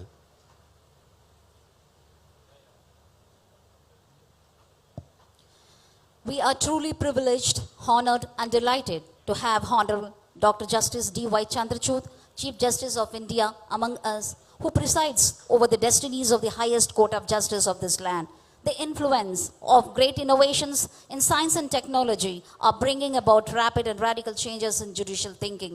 This nation witnessed the great spurt in the use of technology owing to the global pandemic situation. Technology is going to stay. His Lordship is always exploring the potential of information technology in judicial proceedings.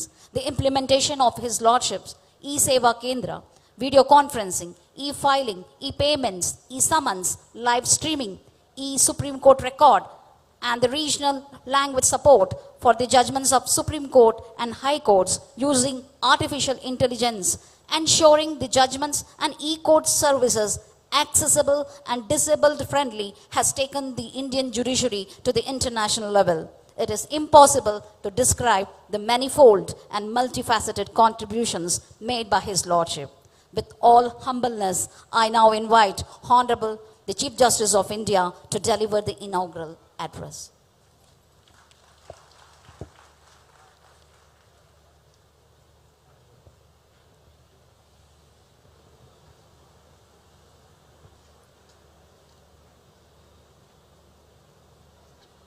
Vanakkam.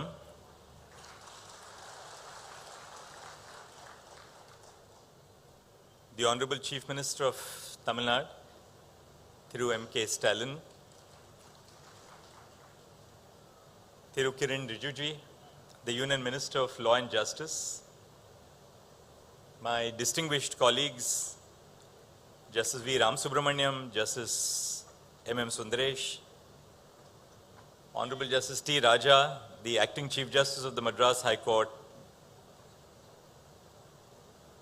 Justice R. Mahadevan, Judge of the High Court of Madras, and all the colleague judges of the High Court, Thiru P. Murthy, the Honorable Minister of Commercial Taxes, Registration and Stamp Law, Dr. Palanivel Tyagarajan, the Honorable Minister of Finance, Thiru S. Raghupati, the Honorable Minister of Law, Thiru R. Shanmugasundaram, Advocate General of Tamil Nadu, all the distinguished judges who have come from different parts of the state of Tamil Nadu, members of the bar, government officials and other dignitaries. I have often heard of the Tamil saying, Vandarai Val Vaikum Nadu. The state of Tamil Nadu has truly lived up to its reputation. Thank you again for the warm, gracious and heartfelt hospitality. Last year, the then Chief Justice of India visited Chennai for laying the foundation stone for a 9-story administrative block at the Madras High Court. Less than a year later, the state has another project on its card to augment court infrastructure. Tamil Nadu is truly leading the way in boosting the infrastructure of the court system. I have been frequently speaking about the deplorable infrastructure of various courts across the country where litigants, lawyers, and judges do not have access to basic facilities such as a clean washroom and a resting space. The courtrooms are cramped with no ventilation. The justice system is choked with the huge pendency rates, and so are the judges and lawyers inside a non-ventilated court hall. In most district courts in the country, there are no sanitary napkin dispensers for women lawyers. In many district courts in the country, there are no washrooms for lawyers and for lady judges, women judges. Studies have shown that a comfortable working environment enhances the work output. I hope that the administration consults all stakeholders and caters to their spatial requirements before commencing the construction of the building. When the former Chief Justice of India visited Chennai a year ago, Thiru MKStalin put forth 3 points for consideration.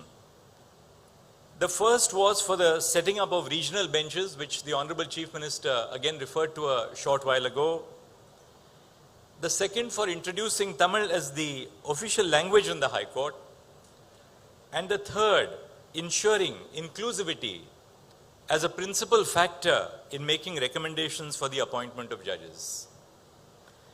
I would like to use this stage to speak to you about all the endeavors of the Office of the Chief Justice of India in addressing these 3 concerns. I have been striving to ensure access to the Supreme Court for lawyers and law students who do not reside in Delhi. I always say that the Supreme Court of India is not the Supreme Court of Tilak Marg, but it is the Supreme Court of the entire nation. We have introduced a hybrid system by which lawyers can appear before the Supreme Court both physically and virtually. This facility enables the seamless connection between a judge sitting at Tilak Marg in Delhi and an advocate residing in Melur or Virudhunagar. Additionally, we have started live streaming all constitution bench cases. This provides students from government law colleges in Madurai or Trichy the opportunity to watch Supreme Court proceedings and to be educated about the way the law is evolved, developed by the Supreme Court. While many law students in Tamil Nadu may be unable to pursue an internship in Delhi, owing to the distance and limitations on economic capacities, I am confident that access to the court proceedings would substantially bridge the opportunity barrier. I must share with you certain facts which may otherwise not be known. During the course of the COVID-19 pandemic, 2.62 crore cases were heard by the high courts and the district judiciary on video conferencing. 78 lakhs in the high courts and 1.84 cases in the district judiciary. The Supreme Court from 23rd March 2020 till 13th February 2023 heard 4,13,537 cases through video conferencing. The use of this modern technology has enabled us to reach out to our citizens. Lawyers in the Supreme Court who appear before us are unquestionably the leaders of the profession in Delhi, but equally the base of the pyramid in the legal profession comes from lawyers from socially and economically marginalized backgrounds. The tip of the iceberg is very small. The base is what defines the identity of the legal profession. The clients are in day-to-day touch with lawyers from the district judiciary. When a second appeal comes to the High Court, the client in the districts is in direct touch with the arguing advocate in the High Court, or through the intermediary of the High Court who has conducted, the lawyer who has conducted the first appeal. Opening up the facilities of the Supreme Court to lawyers not merely from the centers where the High Courts are situated, such as Chennai, but lawyers from all over the country, from the districts, would enable a reduction of the cost, because a lawyer in the district judiciary charge a fraction of what is charged by a lawyer in the high echelons of the system. But there is a great deal of confidence which the citizen has in the lawyer who has conducted the case in the forum where the case was instituted. So our effort in the Supreme Court is to use technology to truly make ours as a national court, where we can hear the voices of our citizens through lawyers who have an intimate connection with their lives, who know the social conditions in which these social problems which are brought before the court emanate. With respect to the second point of enabling the use of Tamil as an official language in the High Court, perhaps a constitutional amendment would be necessitated, having due regard to the provisions of Article 348 of the Constitution. I am cognizant of the language barrier and the ensuing impact of this barrier on opportunities to young graduates. English is not our first language. We think and formulate our thoughts in our mother tongues. However, I implore all young lawyers who are facing some difficulty with communication in English not to be demotivated. I request the judges of the Madras High Court to be encouraging towards the young juniors and not let language barriers impede effective representation. I was Chief Justice of the Allahabad High Court for a period of nearly 3 years. A young lawyer would open the case by saying, "May it please your lordships," the old colonial form. But the English advocacy very often ended with saying that. The rest of it was conducted in the mother tongue of the lawyer. I belong to Mumbai, and my knowledge of Hindi was deeply influenced by Marathi, my mother tongue. But I found that speaking to the lawyers in their mother tongue brought me in very close connect with the members of the bar. They did not ridicule me for the errors which I would sometimes make in expressing myself in their mother tongue. But they appreciated the fact that a genuine effort was being made to connect with lawyers so as to make them comfortable in the language of discourse in the courts. Because when litigants and lawyers are comfortable with the language of the discourse, they can present their viewpoints fearlessly and effectively. So we as judges must encourage the youngsters at the bar and help them build confidence in communication. In an attempt to localize the justice delivery system and bring it closer to the citizens, we have started translating judgments of the Supreme Court in other official languages recognized by the Indian Constitution, including Tamil, with the aid of artificial intelligence. I hope that this initiative will go a long way in not only bringing the court closer to the citizens, but would also help lawyers who are not conversant with the English language to keep up with the developments in law. Since independence, there are 34,586 judgments of the Supreme Court, all written in English. Our judgments were being made available to our citizens by private law publishers for whom you had to pay a subscription of between 30 to 50,000 rupees a year. How many young lawyers in the districts or in the taluka courts can afford a subscription of this nature?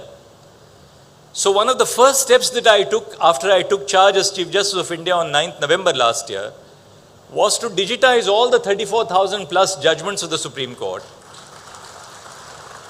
These judgments are now available free of charge, not merely to our citizens, but to globally to anybody who wants to read the judgments of the Supreme Court.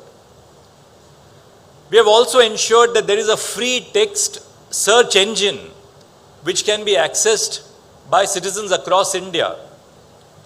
But we have not stopped at that. The IIT Madras has provided to us an AI-based software for translating of our judgments. But translation of judgments through artificial intelligence requires human verification. So we have requested all high courts to constitute a team of retired district judges who will verify the correctness of the translation. And the Supreme Court is using its own funds to ensure that the translations are put out. Today we have 4,428 judgments which have been translated. The project is in its infancy. To give you an idea, 4 have been translated in Assamese, 1 in Garo, 3 in Gujarati, 4,243 in Hindi, 17 in Kannada, 1 in Khasi, 29 in Malayalam, 14 in Marathi, 3 in Nepali, 26 in Odia, 4 in Punjabi, 52 in Tamil, 28 in Telugu and 3 in Urdu. The reason I gave you these statistics is that I request now the government of Tamil Nadu to take this up as a mission. And I'm sure that with its commitment towards infrastructure, this is a joint mission for all of us to reach out to our citizens. But it is not just the judgments of the Supreme Court which have to be translated. All the judgments of the high courts must equally be translated into every regional language available in India. The judgment search portal of the E-Committee of the Supreme Court has 1,11,06,805 judgments of the high courts, all available free of charge. Out of these 1,11,00,000 judgments which are available in English, 8,76,000 judgments are from the state of Tamil Nadu, from the Madras High Court. I would request the Chief Justice of the Madras High Court to take up the translation of these 8,76,000 judgments of the Madras High Court which are in English into Tamil, so that not only the judgments of the Supreme Court are made available to the citizens, but equally all these 8,76,000 judgments are available to lawyers and citizens across Tamil Nadu, as well as the representatives of this great state who reside across the world to know of their rights. Moreover, the judgments of the High Court, when they are translated into Tamil, would be made available to police stations, to education officers, to collectors, to tehsildars. So revenue judgments will be made available to the revenue arm of the state. Judgments on criminal procedure will be available to the police academies, to the police officers. Judgments on education will be available to the education department. So look at the potential which we have today in terms of technology and a little bit of imagination if we apply it. I hope therefore that this initiative will bring us closer to our citizens. On the third point, which the Honorable Chief Minister justifiably made, that is inclusion as a principal factor for the appointment of judges, in the earlier collegium recommendations published by my 6-member collegium that I head, we have laid out the factors for consideration. And these factors for consideration include representation to members of the marginalized communities, including women and the backward communities, and to the best extent possible, representation to all the high courts. Because the Supreme Court, to my mind, is truly a Supreme Court which represents the nation. And we are making a conscious effort to ensure that different high courts, different regions of the nation find representation in the Supreme Court.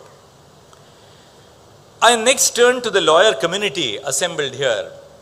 But before that, I must share a small anecdote. When we started live streaming of our court proceedings, a distinguished member of our bar, who is also a member of Parliament, Mr. P. Wilson, interacted with me. He's a member of the Parliamentary Standing Committee attached to the Department of Justice, which visited the Supreme Court last year and again 2 days back to interact with us on legal aid schemes. And the learned member of parliament shared with me that by allowing hybrid hearings, hearing lawyers from across the country, you are truly becoming a court for the nation. So that a lawyer sitting in Chennai, or for that matter anywhere in the state of Tamil Nadu, or from Orissa or West Bengal or Kerala or Maharashtra or Madhya Pradesh or UP can address us as judges of the Supreme Court. Now I turn to the lawyers community. I like to highlight three issues. First, there is a need to enhance the entry-level pay for junior lawyers. I am told that the entry-level pay in Madurai for young law graduates is somewhere between rupees 5,000 to rupees 12,000 per month. Such poor pay disproportionately impacts members of the marginalized communities, such as the scheduled castes and the scheduled tribes, and women. The impact of this, or the impact of which, is that it takes the form of an entry-level barrier and forces young graduates to take up other work unrelated to their branch of study just to make ends meet. The law does not become a primary profession for young entrants because they don't make enough money in their chambers. The usual defense by recruiting chambers for such low pay is that the first few years of a young associate's career is a learning stage where the senior mentors them. I would request the senior members of the bar, please shed this paternalistic approach. Today's youngsters are sharp, hardworking, and hungry for work. Interact with them about their approach towards the law. I have 5 judicial clerks, all of them first-time lawyers with no connection in the legal profession in their families. One of them, a woman lawyer, is from Madurai. She comes from an agricultural family. But the benefit of women's education in the state of Tamil Nadu, she went to a national law school and now has come to work with the judge of the Supreme Court. Another sister has become a doctor and has gone abroad to pursue higher education. So that shows you the power of women's education. You will be spellbound by the fresh approach that young lawyers bring to the table. All I ask of senior lawyers is to trust the youngsters of the bar with work and fairly compensate them for their hard work and long hours. The old approach where young lawyers just came to us to learn has to be replaced by an understanding that they contribute as much as they learn. As a judge of the Supreme Court, I learn so much from these young law students and lawyers who intern with me, who clerk with me, coming as I did from different parts of the country with no legal background, but with a tremendous source of optimism and dedication for hard work. The second issue that I want to highlight is the abysmal men to women ratio in the legal profession. Statistics inform us that for 50,000 male enrollments in Tamil Nadu, there are only 5,000 female enrollments. The legal profession is not an equal opportunity provider for women, and the statistics are the same all over the country. The face is changing. In the recent recruitments to the district judiciary, over 50% are women. But we have to create equal opportunities for women so that women do not fall by the wayside because of the fact that they undertake multifold responsibilities as they progress in life. Chambers are skeptical about recruiting young women advocates. The reason for it is not a lack of young talented women. There is no lack of talented young women, but rather because of our actions being a product of the stereotypes that we hold against women. There are 2 prominent stereotypes against women that translate to denying women opportunities, and forgive me for speaking about them. Firstly, recruiting chambers assume that women would be unable to put in long hours at work because of familial responsibilities. We should all firstly understand that childbearing and child care is a choice, and women should not be punished for taking up that responsibility if they wish to, but rather encouraged and supported in any choices that they may choose to make. A young male lawyer might also choose to be equally involved in child care and family care. But as a society, we force the responsibility of family care only on the women and then use that very bias against women that we hold to deny them opportunities. If a woman wants to balance work with family care, it is our responsibility to provide institutional support. Setting up creche facilities in all court complexes across the country is an important step in that direction.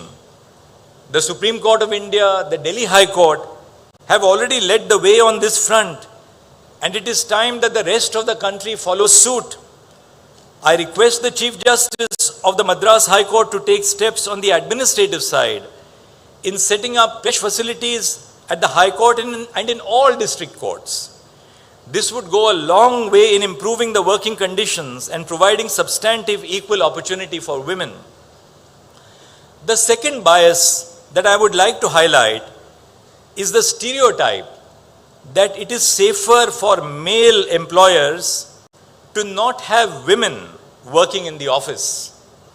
Such stereotyping denies equal opportunity of recruitment to women. Beyond that, such stereotype also ridicules the innumerable stories of sexual harassment at the workplace. We must strive to constantly and consciously unlearn these biases. The third issue that I wish to brush upon is the necessity of a strong relationship between the bar and the bench. We are both stakeholders of the justice system, and there has to be a sense of trust and coordination in our functioning. When I was a young lawyer, I got my first brief in a land acquisition matter, but I didn't know how to argue a land acquisition appeal. I didn't know what a sale instance was.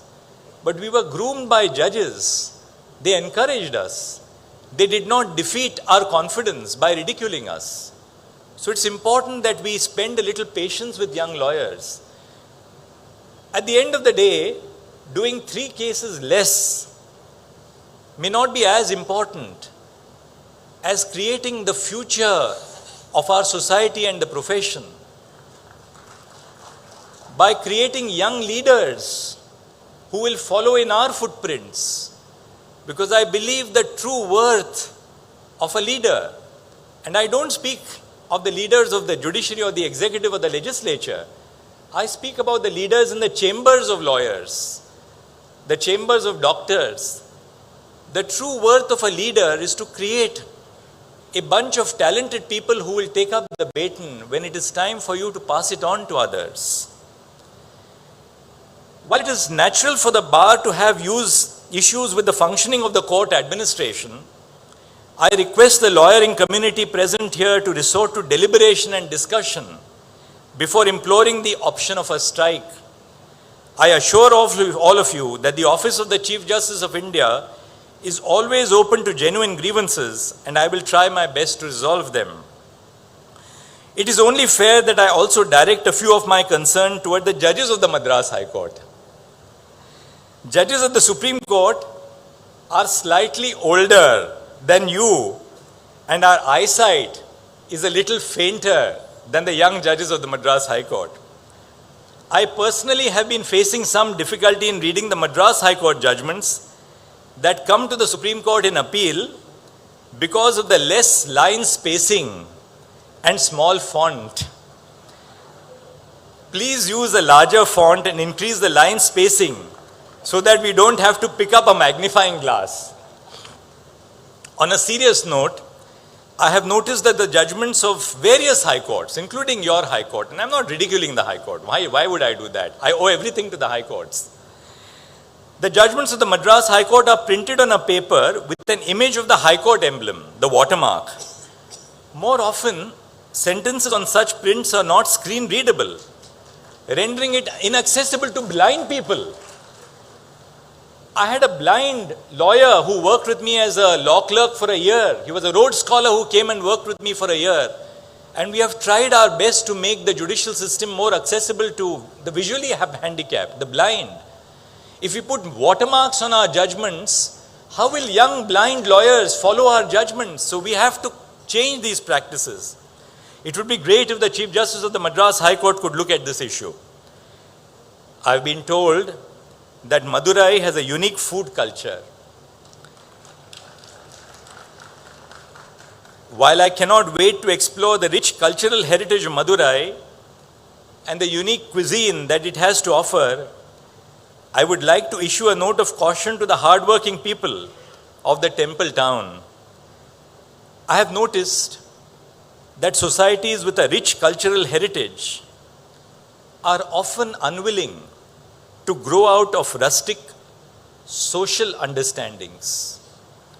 While we must all work towards preserving our culture, our heritage and language, we must also work towards unlearning our social biases. Introspect on your understanding of how society functions. Ask yourself if your beliefs are rational and backed by reasoning. Open up your mind, your thoughts, and your expression. Learn and unlearn your beliefs based on the caste system, gender, disability, and sexual minorities. For it is only a rational society that would be remembered centuries later.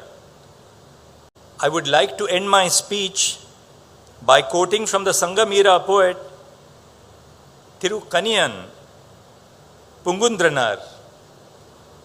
His poem Yadum Ure Yavarum Kelir is widely quoted.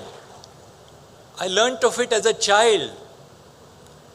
But it is the last 4 lines of the poem which I did not understand as a child but which I understand now, that I consider to be meaningful and apt in today's world. And I quote those last 4 lines. Periyorai Viathalum Ilame Siriyorai Igarathal Adinilum Ilame. So I conclude with this thought that truly, the universe is one. The universe is truly one. While we do not have to necessarily always look up to people in positions of authority, we should also not mistreat our subordinates. So I leave you with this thought. I thought that I will use my visit to this beautiful temple town. I've spent my evening yesterday and this morning today reflecting, introspecting, meditating on the beauty of the religious and cultural heritage, which Madurai in that sense is so symbolic in the state of Tamil Nadu. But more than that, not as an outsider, in so many which ways I believe that my parent, which is the state of Maharashtra and Tamil Nadu, have so many common traditions. Every time I speak to my very dear and affectionate brother, Justice Sundar, or my dear and affectionate brother, Justice Ram, as I call them, I find that there is so much of commonality in the traditions, in the conventions, in our approaches to life.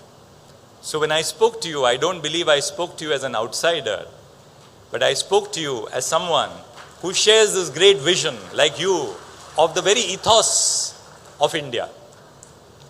Namaskar. Thank you very much. We are spellbound. Thank you, my Lord, for the enlightening and thought-provoking inaugural address. We are certain that the words of wisdom spoken by His Lordship would not only benefit the august gathering, but also the society at large. His Lordship's speech would remain evergreen in our minds. Thank you, my Lord. May I request Honorable Thiru Justice R. Mahadevan, Judge, High Court of Madras, with all humbleness to kindly deliver the vote of thanks.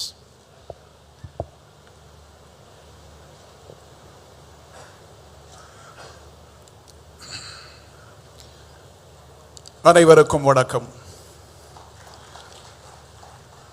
Honorable Dr. Justice D.Y. Chandrachud, the Chief Justice of India.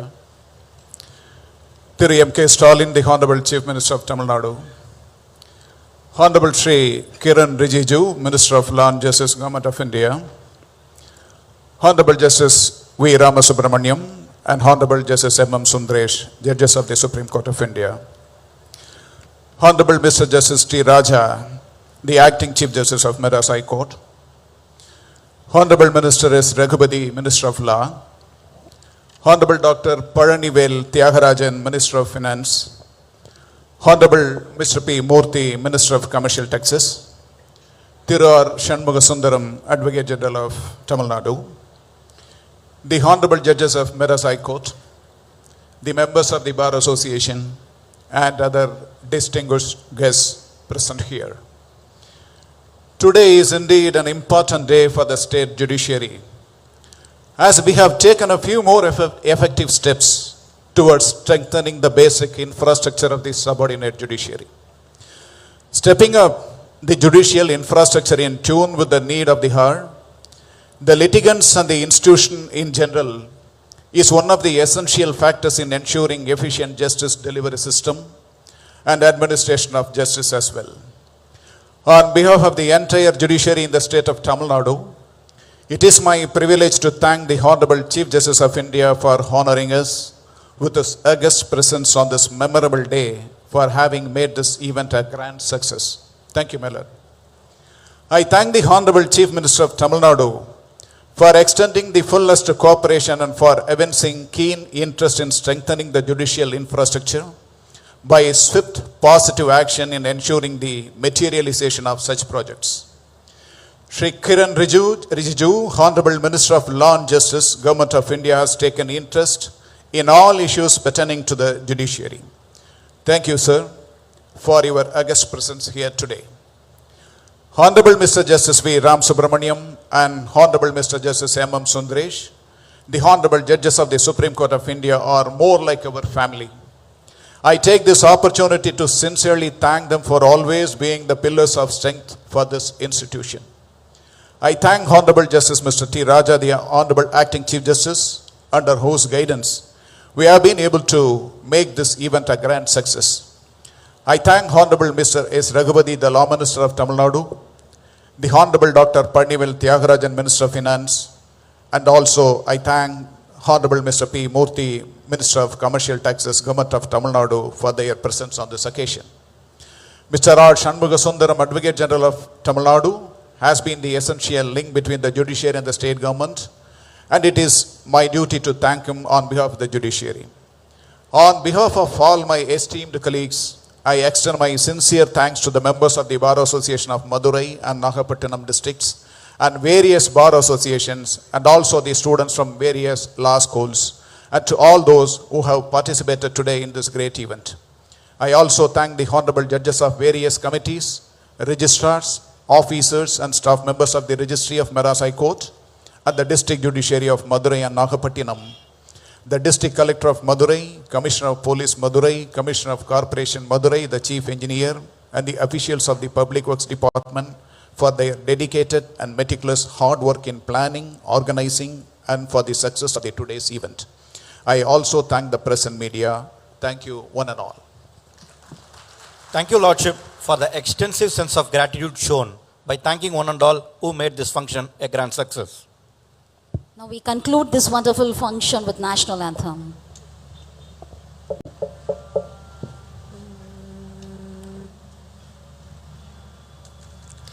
जनगण मन अतिनायक जय हे भारत भाग्य विधाता पंजाब सिंध गुजरात मराठा द्राविड उत्कल बंगा विंध्य हिमाचल यमुना गंगा उच्चल जलधि तरंगा तव शुभ नामे जाहे तव शुभ आशीष माहे गाहे तव जय गाथा जनगण मंगलदायक जय हे भारत भाग्य विधाता जय हे जय हे जय हे जय जय जय जय हे